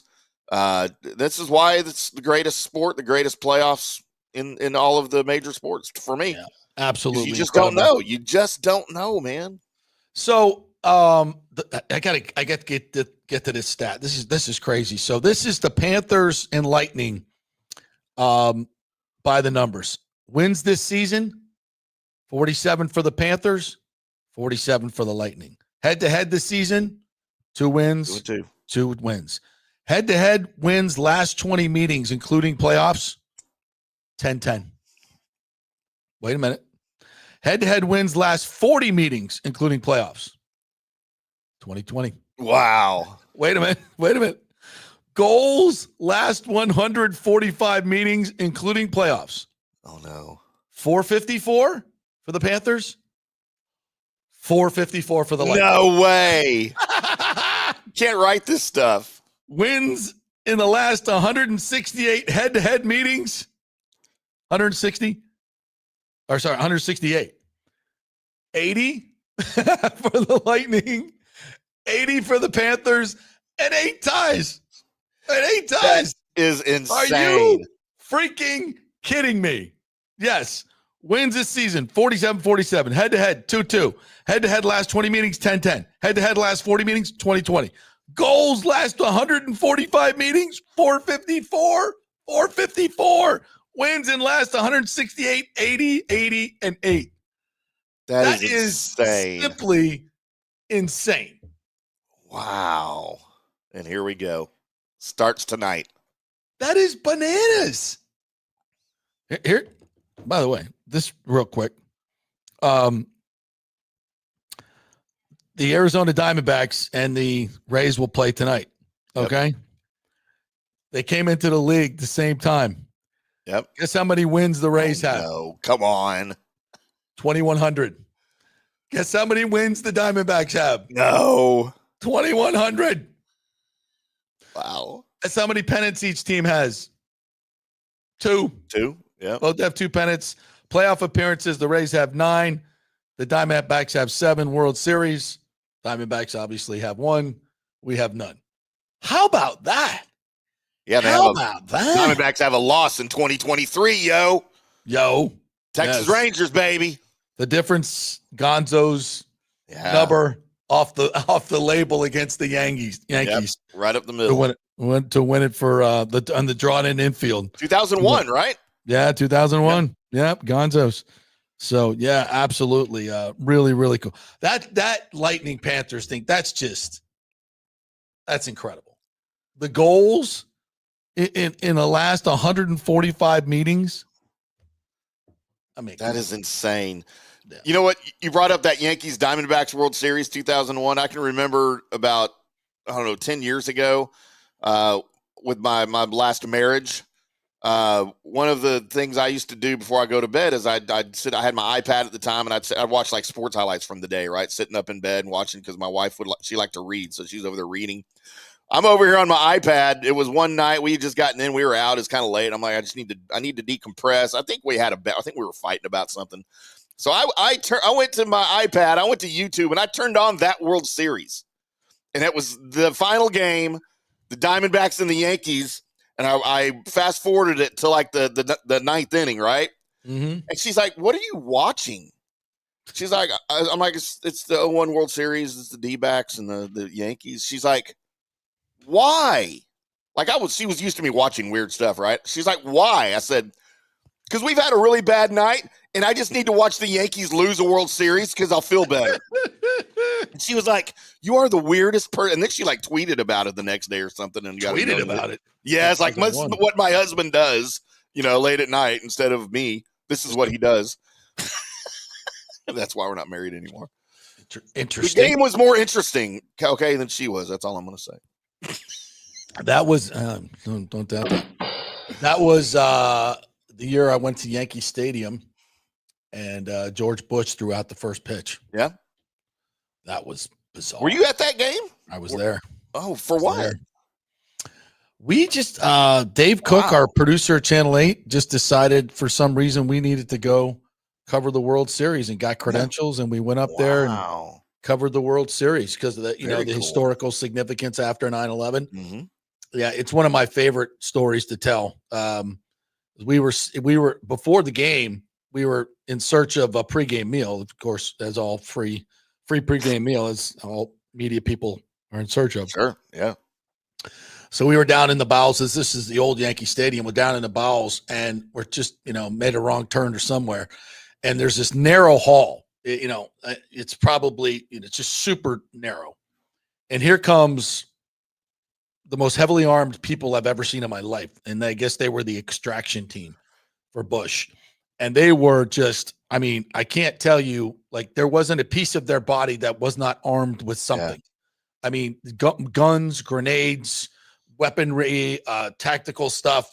And it was helmets, everything. And we're just like up against the wall, like, okay, well, you guys can pass. Don't want to touch anything. We're just like, it was like holy shizbag. You didn't like stick your foot out and try to trip one of them as they were running? Can you imagine? Can you imagine? They all fall like dominoes. How quickly you would be dismantled. Detained. Oh my God. So that was like one of the most incredibles. So we found our hot dog. And then we're we were in the auxiliary press box out in right field, and you're looking around the top of the stadium and you're seeing the world famous Yankee facade, right? Yeah. Except there's a little something different this time. Mm-hmm. Sharpshooters, snipers on every 10, 20 feet with binoculars all the way around. Security entering the stadium was just off the charts. And, there was a palpability just walking through the streets of Manhattan that day. There was just like, and I remember just walking into the game. It was bizarre. Wow. It was really bizarre. And watching, Bush go out there and walking out to and just taking his sweet ass time. And you're just like, hey man, can you hurry this up? I'm like really nervous right now. Yeah. Like really he was like, hey, take a shot at me. Yeah. He didn't care. Yeah. Well, I guess he knew that. Yeah. Well, he knew what was around him. Yeah. He wasn't scared about that at all. Well, probably knew that he was on the same side as the people who took it on. Anyway.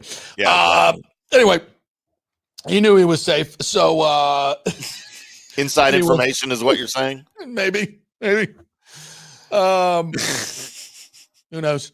And then he just, fired a pit. That was a really cool moment. It was a really, really cool moment. And wasn't he wearing he was wearing the NYPD jacket. Yeah, right? And had the hat and a huge flak suit underneath. Yeah. Oh, I'm sure. Yeah. Yeah. So, but it was a moment. It was definitely a moment. But so that World Series and Gonzo gets the game winner to put the Diamondbacks into the World Series champion list, where the Rays are still laboring to find their way. They'll get there to win a World Series. Well, not with this ownership group. I'm true. Absolutely certain of that. By the way, there's they've been selling pieces of the roof for $15. Yeah. Do they have permission to do that? Not according to Chris Lodford. Or I guess he doesn't know. He asked the question. Yeah. No, it's not. It's not their roof. They I don't know. own it. Is it? I know it's kind of weird when you lease a place. You basically own it. But I would think. Okay. Well, if you own it, then you should be the one paying to replace it. Boom. I said it. Yeah. Yeah. So there you go. If you're able to sell it to make money from it. But they say it's going to charity. Yeah, whatever. I'd like to see the paper trail on that. Yeah. So forgive me for being a little skeptical of what the organization for underprivileged students when it comes to money. Yeah. Forgive me. Yeah. Well, they'll go probably to the Rays Foundation, which, then they give $1 million for hurricane relief, unlike the Lightning, who gave $4 million. Right. They play in another county. Whatever. What are you trying to say here? It's the Rays being the Rays. It's what they do. But I'm sure all the proceeds from the sale of the roof are going to the foundation, which it makes the $1 million donation to wherever that goes. But whatever is what it is. I hope the money's going to some useful use to people who need it and not into the pockets. Every time we start talking about Stu, I have this overwhelming desire to play this. Yeah. Fits. Huh. I think we're having some snarky comments coming in from my wife, of all people. Love the avatar, honey. By the way, looking hot. You look hot, baby. Love it. JB bought a piece of the roof. He has it in a shadow box. Can you imagine me buying a piece of the roof? Yeah, I actually can. F you. I would literally light money on fire before I would do that. Oh my gosh, that's awesome. Literally light it on fire. All right, Sue, you want to take a quick break and then we'll come back and we'll get into the comments? Yeah, let's do that. We got lots to get to. I got more football stuff to get to. We got more Bolts and Panther stuff to get to. Incredible hockey games last night. We might even get to a little bit of NBA basketball. It's a hell of a night to watch, to go to Riveters and watch all these games if you're not going to the game tonight. All right, we are brought to you by the great folks at Third Generation Plumbing. Summer is coming. You must have your unit in good shape for summer, right? That means get your drain line clean, your drain pan clean, make sure all your inner workings are working well. And that's what they do at Third Generation Plumbing. They'll come and give you an AC tune-up to make sure you don't have to make the dreaded emergency call during the summer when it's hot. So call them right now. Go to thirdgenerationplumbing.com. They also do AC, anything mechanical around the house they can handle. thirdgenerationplumbing.com. Back in 3. Paolantonio here, owner of Caffè Paradiso, voted number 3 People's Choice Award on Open Table. I want to thank all our loyal family of customers that have been enjoying our great traditional Italian dishes we make from scratch every day. It's a great family story we're proud of. Our family moved from Rimini, Italy in 1984. My dad, Caesar, started Donatello, and that's where I got the start in the restaurant business. I started Caffè Paradiso on South McDill in 1995, and we've been there ever since.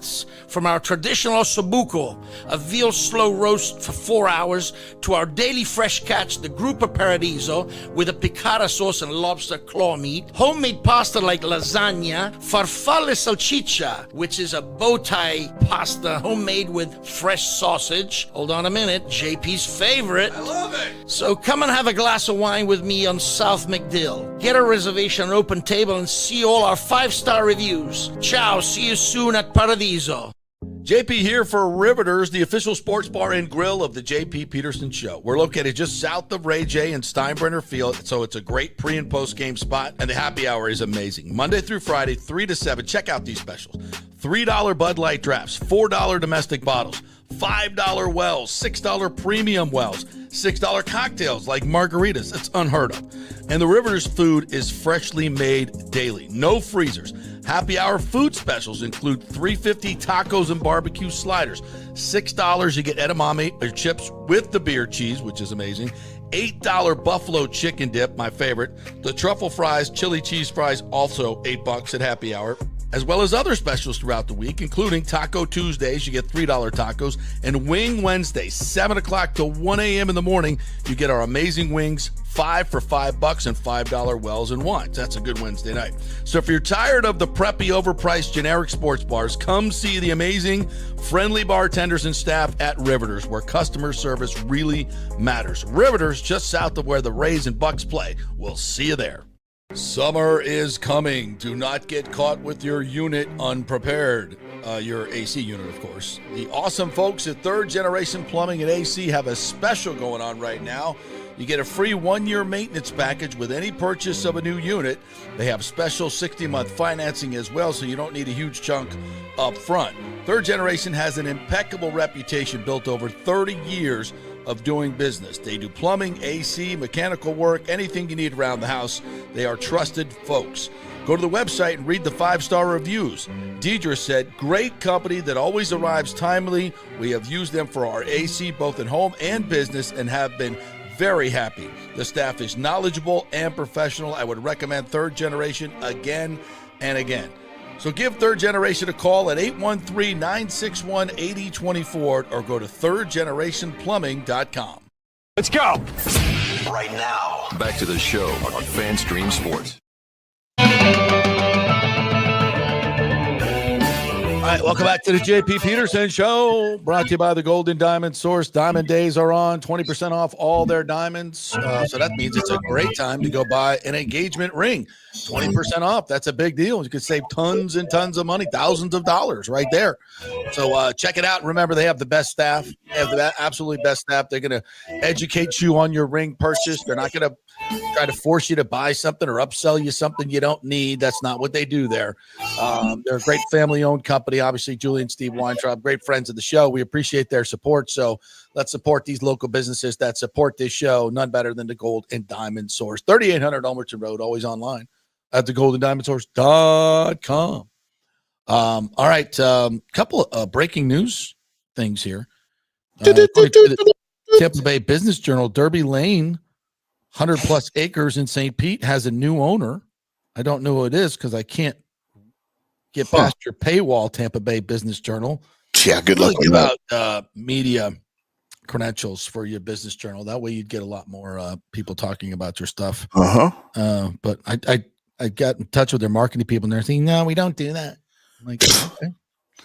Short-sightedness, because they got a lot of good content I'd like to talk about, but I can't read the damn thing.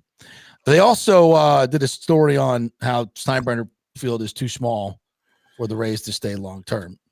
Well, duh. You think? Well, duh. The foul poles aren't big enough, number one. Right. Not for Aaron Judge, anyway. That's for damn sure. No, it's obviously too small, but is it good enough to play in for 3 years while they get a new stadium built? I think so. And I think you could add some seats, get it up to 18,000. I think you could do that. And I think it obviously would pay for itself with the ticket prices. You get new owners. It's really kind of unlimited what can happen in Hillsborough County. You know, it's interesting. The Bucs have floated the idea of in their renovation of Raymond James Stadium, building kind of a entertainment complex of their own. And, you know, the Glazers have a history of doing they're doing something very similar to for Manchester United. So why not, you know, kind of do a dual build here, investing in Tampa. And I'm here to say, if they're going to do a development idea, I mean, why better? What better way than to involve the Rays? If the county's going to spend money in a renovation of Raymond James Stadium, that's going, and the Glazers are going to put in for developing the property. I mean, my goodness, can you imagine right there on Dale Mabry? You know, Midtown has been a huge success, which is about 2 miles down the road, down Dale Mabry South, where they built apartment complexes, a condo tower there as well. You've got all the different businesses that have been very successful there. It's huge. And you could build the same thing right there next to Raymond James Stadium. There's plenty of land and still plenty of parking available. And you could put a Rays stadium right next door, like we've talked about for about a year and a half now. Get your sliding roof going back and forth. Drone tarp. In the drone tarp. Why not? We'll drone tarp that shit. Hell yeah. I mean, there's the possibilities are endless. And you could conceivably add on to Steinbrenner Field. Now, I think the blueprint of the stadium, the dimensions are a little small for a major league stadium, but honestly, it would be kind of the new intimate ballpark, which I think they're going to be going more to. Less seats, more intimate, more premium seating that they could do. They could refab that whole park. And as I mentioned, that grandstand of Steinbrenner Field was built to handle a second deck. So they could put a second deck on that. They have plenty of room to expand it in all areas. Yeah, you could do that. And it would come at a much less cost than a $1.3 billion, $4.5 billion brand new stadium. Just retrofitting Steinbrenner Field would, I mean, absolutely. Now, obviously, you'd have to buy out the Yankees lease and all that other stuff. I don't think that would be a huge hindrance. Or you could just build a new stadium, baseball stadium, south of Raymond James or on the north side, whatever side. But one right where the sombrero was, right in the parking lot right there. Yeah, very easy. I mean, you wouldn't have to buy the land. It'd be centrally located. Now, I prefer the Ybor site because of Brightline that's coming in downtown. I think there's more egress. I think it's more of an urban game that the people in the downtown area where all the businesses are located would buy season tickets and have the premium tickets because they could, walk to the games, Uber to the games, scooter to the games. It's very trolley to the games. I think it would work better. I also see a lot of positives in the State Fairgrounds side place as well, across from the Hard Rock. Very accessible for the entire area. So I think does the city or the county own the State Fairgrounds already? The state does. The state does. Okay. And DeSantis knows who he knows the people involved in this new group.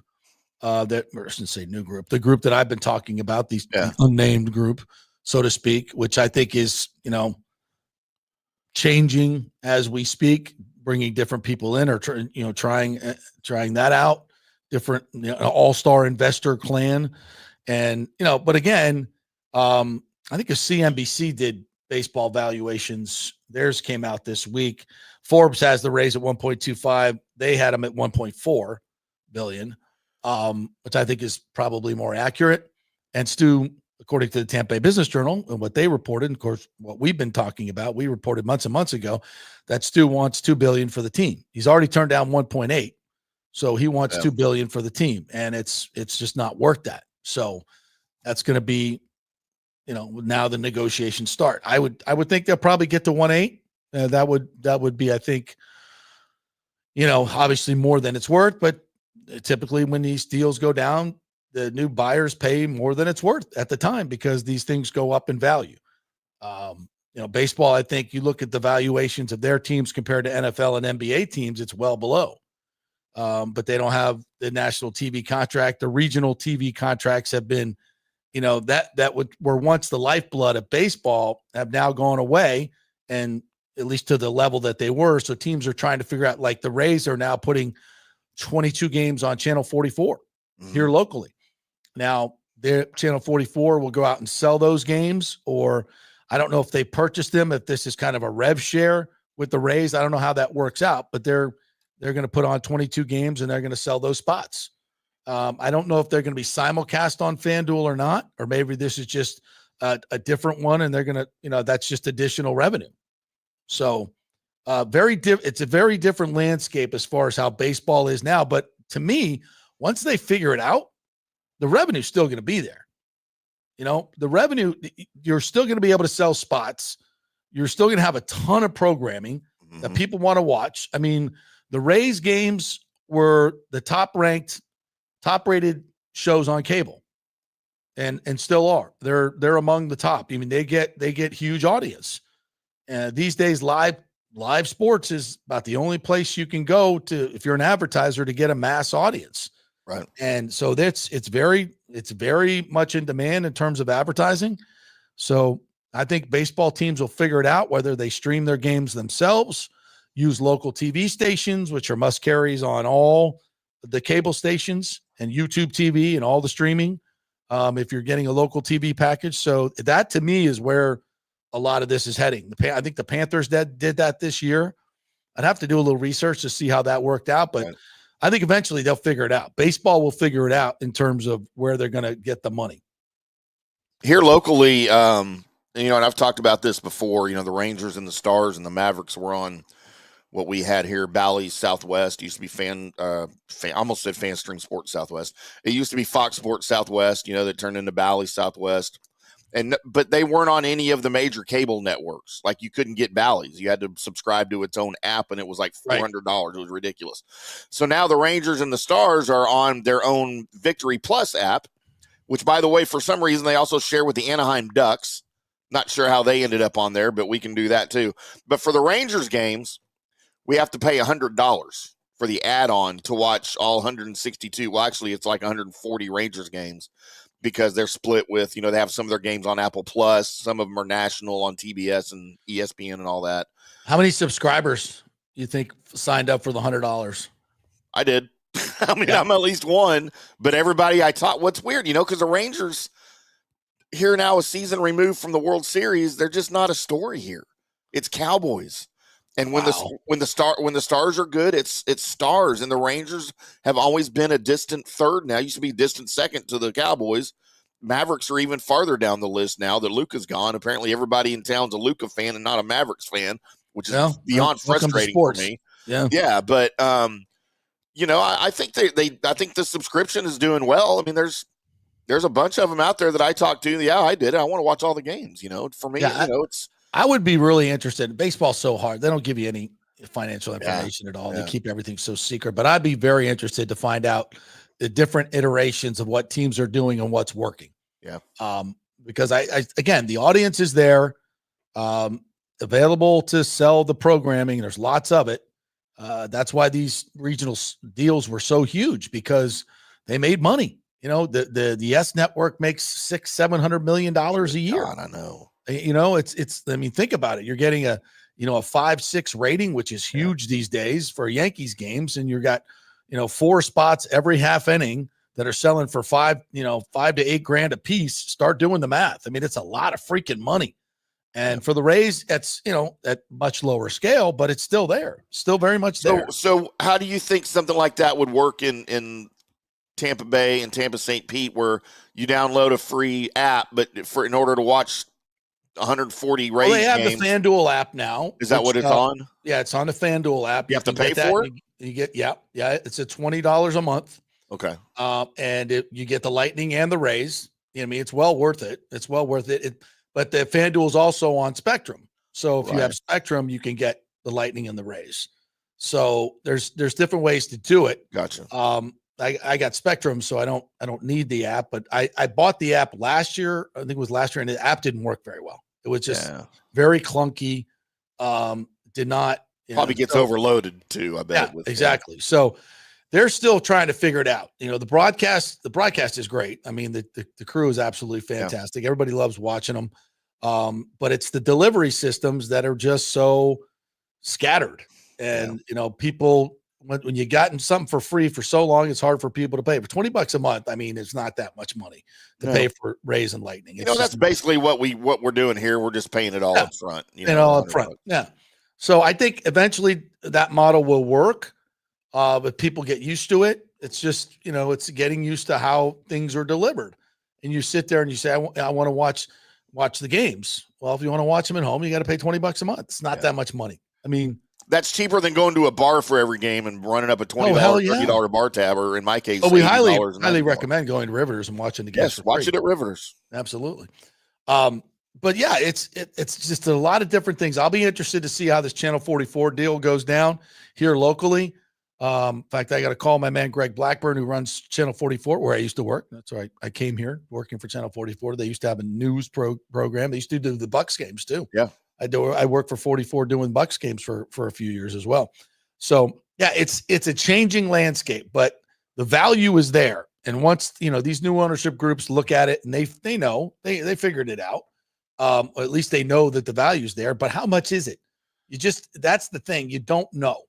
You don't have a contract in front of you and says, oh, we get $75 million, $85 million a year in our regional sports network. That's now the deal that Sternberg did originally and got a lot of that money up front, according to the lawsuit, which he got like $450 million up front, something like that he put into another company that his partners didn't like, pissed everybody off. Mm-hmm. That's the lawsuit.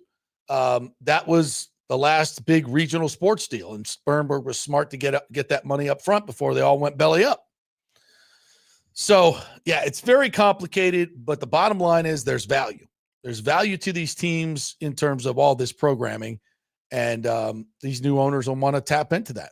Absolutely. In the 10th largest market, you have a baseball team that's getting a 2-3 rating every night on cable, the top cable show. And you have basically a 4-hour programming block, 4 to 5 hour programming block, pre and post game shows to sell advertising. It's a very lucrative piece. Yeah. So you just got to figure it out. JP, let me say hello to some locals here. Jonathan Torres comes on. I haven't seen him before here on the broadcast. He says he lives in Dallas. The Rangers have fallen off the map as far as sports fandom here. I agree 100%. Jonathan, welcome. Maybe it's because they're not on TV anymore. It's probably because they're not on TV anymore. Part of it. More right Rudder says he had a flight. He's just now joining us. Huge win from Texas hockey last night. Lightning series kicks off tonight. Yeah, I showed the replay of the game, overtime game winning goal a little bit earlier. Welcome back, more right Rudder. And then he says 8:45 Central puck drop is brutal. It's actually 7:30, 7:45 Central. Yeah, it's 8:45 Eastern. Yeah, drop, Mario corrected us here too for that. So yeah, welcome into the chat, you guys. Appreciate everybody popping on. Yeah, but just don't wait till last minute to get to the Lightning game. All right, if you're going, by the way, there are tickets available. There are plenty of tickets available without the Ticketmaster surcharge, by the way. So, yeah, these are original issue tickets, not scalper tickets. So you can go on. He was talking about the Stars game last night is what he says for the puck drop. That's correct, yeah. Okay. Daniel's December to the Orioles 2 years ago. I shouldn't have put that one up because it depended on context. Messages where I effed that up. Let's go back to the top, shall we? Yeah, let's start over. A hell of a show. All right. John Hill says Lightning have lowered seat prices in the Channel Club from $4.95 to $4.25 yesterday to $3.75 this morning. Original issue tickets unsold in all levels. Of course, resale scalpers have tickets listed as well. I wonder if that's because of the late start. Probably. And it's a Tuesday night. Thanks, NHL. School's still in session. Bucks Rays Bolt says, Lightning, we need to be loud and strong. This is a game to win. Yeah. I mean, take a nap if you have to. Yep. Because it's going to be late. It's going to be late. I'll be doing the post-game show. God, we won't go on till like freaking midnight. So do I need to start the show tomorrow by myself? May have to. Yeah. By the way, Dave Randolph is going to join us, scheduled to join us tomorrow at 10:10 in the morning. Recap tonight's game. So, yeah, it'd be a quick turnaround for him as well. Nathan? Hello, Nathan Elliott. Good morning to you. Hey, thanks for the birthday shout out on Facebook, by the way. I don't know why I didn't see it until last night. It's like over a week old, but he did a nice Tuwaka shot for me for my birthday. Thank you. Very well. Paulo Tini from Cafe Paradiso is in there. You got plenty of free advertising today from Sal Paolantonio. Yeah, absolutely. We love Sal. Nathan Elliott says, there you go, Sal. Go for it. Not at 19, second round. Great call on Jihad Campbell. He ain't going to be there in the second round. No way. No way. Daniel Rivera says, Sal is also accomplished author. Started as a newsman, wrote a book on Frank Rizzo. I have to read that. I highly recommend it. Also wrote a book on the Philly special. Yeah, absolutely. By the way, JP, during Sal's interview, I had a text from our buddy, the great, legendary Norm Hitzges, who is buddies with Sal. He says, please tell, he was watching. He says, please tell Sal hello for me. I didn't see it until after we were done with Sal. So I will pass it along to it. Yeah, we need to accommodate that somehow. I apologize, Norm. Sal just texted me, so I have to check on that. Tell him that Norm in Dallas says hello. We missed him. Could have had them both on. That would have been great. Well, we can do that in the future. Yeah, we can. Yeah, Sal texted, that was just great. Thank you. Please call me anytime. Love you, brother. Wow. There you go. Pal. Yeah, we're going up to New Jersey to do the NFL. God, how great. Richie P says the draft gurus are bonkers this year. Chris Sims has Kyle Williams, wide receiver 2, Hunter, wide receiver 1. And CBS Sports says Trapasso ranked James Pierce Jr. over Abdul Carter and Travis Hunter. That sounds weird. Yeah. Listen, beauty's in the eye of the beholder. Yeah. Who's right? Who's wrong? These draft gurus are wrong all the time, and they're right some of the time. So it's a crapshoot. That's what you guys may notice. We don't. I love doing draft talk, but I'm more like, tell me who you drafted, and then I'll go look at the tape. I mean, so much of this stuff, it's like the old high school recruiting days. It's just you don't know, and everybody's speculating, and you can look at tape and get some idea of guys. But you don't know what their character is. You don't know, by numbers, the greatest kicker in the history of college football was a complete bust. Yeah. And the Bucs drafted him in the second round. And he was out of football in 3 or 4 years after that. He did anything more objective than kick the ball through the uprights. Wow, this guy did it really well for 4 years, better than anybody in the history of college football. He was a complete flop. He's no Mike Vanderjack. I mean, it's just, and you guys got guys that weren't drafted that become Hall of Famers. Yeah. I mean, it's bananas. It's awesome. The best player in the history of the league. Everybody passed on 6 times. Tom Brady. I mean, that's the draft. Bucs need more pressure from the interior D-line. 3 guys locking up 4 or 5 guys. Nathan Elliott has been on this defensive tackle kick. He has. Man, he is like, and I don't disagree with him. But we got 2 really good ones. He's going to be pissed when the Bucs go defensive end at number 19. Well, he shouldn't be. But I think they should get a defensive lineman in the first 3 or 4 picks as well. So, Rick says UCLA linebacker is Captain America, bioengineer major. That's Schwesinger. Yeah. Yeah. Like him. Like to see him in a Bucs uniform. So if he's Captain America, does that mean he's 97 years old, like Captain America? Yeah, what's his real age? Yeah, exactly. He can't bring the shield on the field. Sorry. No. Nathan Elliott says, will Scott Reynolds be at the Welcome to the Crew event at the Advent Health Training Center Friday before Pewter Report starts at 6? I believe he will be. I might even be there. I don't know yet. looking at my schedule.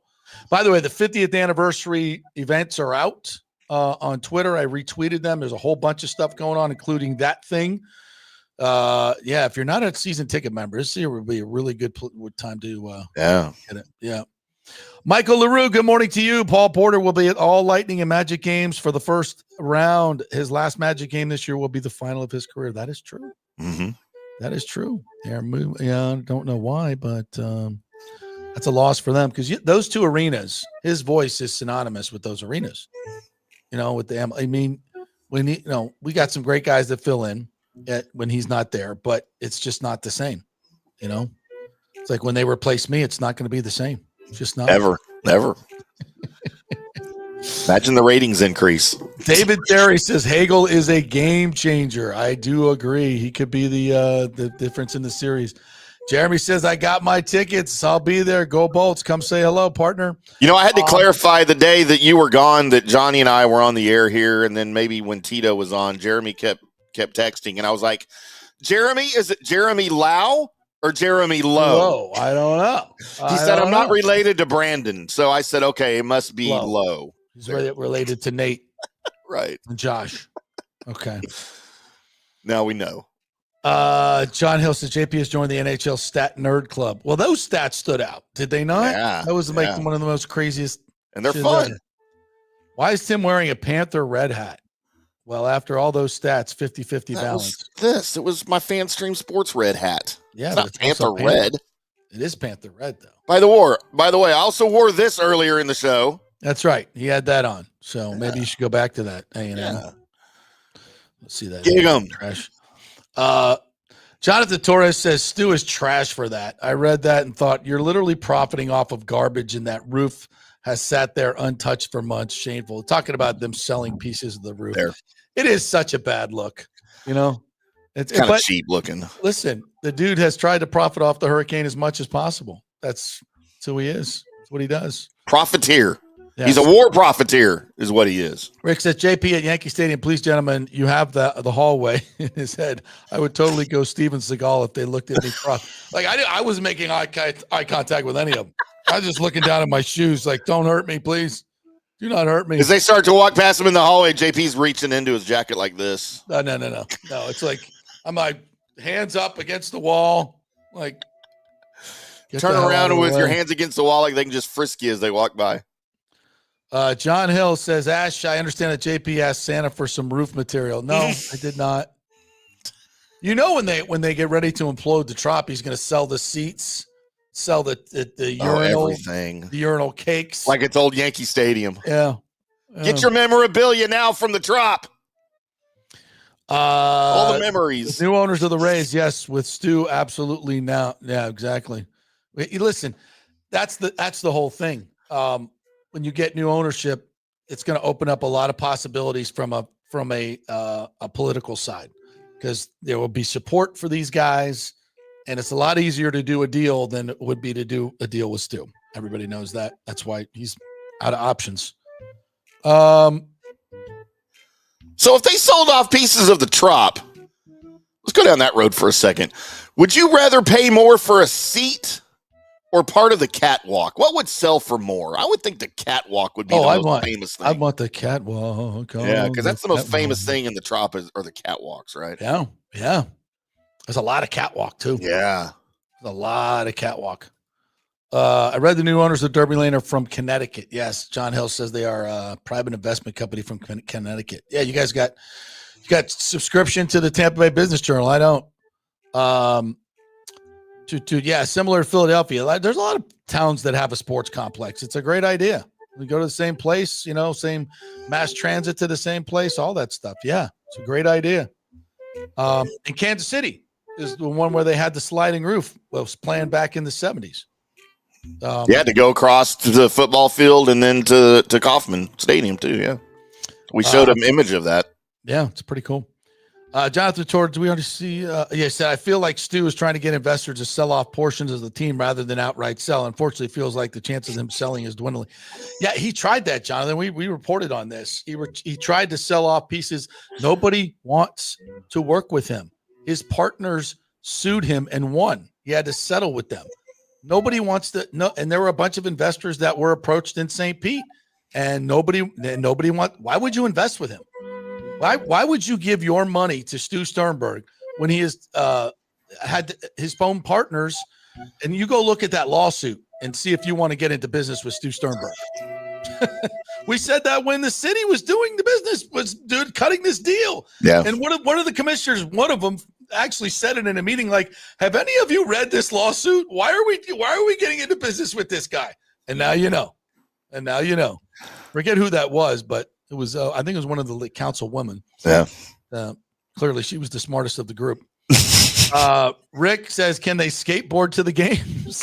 Crew can use the new Howard Franker lanes to get to the games. That's true. Rick's in rare form today. Skateboards. Yeah. All right. Anything else we need? Yeah, we had a flight. I'm just tuning in. Yeah, that was a huge one. Okay, I think we got to everything here. Did we not? Mario says the most popular chop item will be the seat that Wade Boggs got his 3,000th hit. Oh, yes, absolutely. He'll keep that for himself for his private collection. Yeah. Or maybe the speaker that Frank Thomas hit. Yeah. That was a blast. JP, you need to bring some fan stream merch to the next crew event. Okay. I'll do that. Absolutely. Nathan, I got to get you a hat. Absolutely. All right, cool. All right, great show today. Big thanks to Sal Paolantonio. If you missed it, great first hour with him. Then we had Scott Reynolds on from the Pewter Report with the draft. Donovan Ezaraku from Boston College. They are all over him for that first pick. I think they might be right. Also, the great Brian Bradley joined us live from Amalie Arena for tonight's game. We saw the whole stadium decked out. It's a hell of a show, Tim. It's a good show. Right? We had to counter out the one last week, all the debauchery and the ridiculousness that I forget. We had two shows last week. Yeah, there was Wednesday and Thursday that went downhill really quick. So we're making up for it today.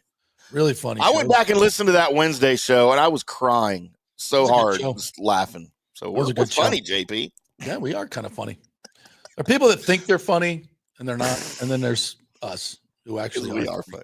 We are funny, and we know it. Yeah, we do. We'll tell you all about it. Thanks to all the guests. Thanks to all the commenters. You guys are awesome. We appreciate you. Please go visit or tweet at or send them a note. All of our great advertisers, Riveters, Italiano, Golden Diamond Source, On-Site Construction, Third Generation Plumbing, Cafe Paradiso, the Jeeves Law Group, Bay Area Modern Medical Center, all our great sponsors. We thank you. Have a great day, everybody. We will see you tomorrow. Dave Randolph joins us at 10:10 tomorrow to wrap up tonight's game. He'll be just getting off the set. I'm going to brag a little.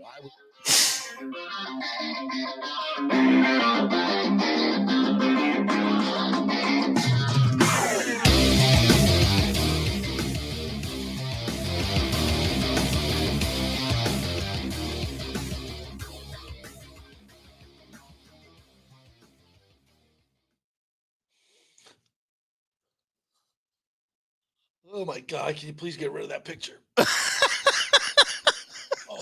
the funniest picture I've ever seen. The funniest picture ever.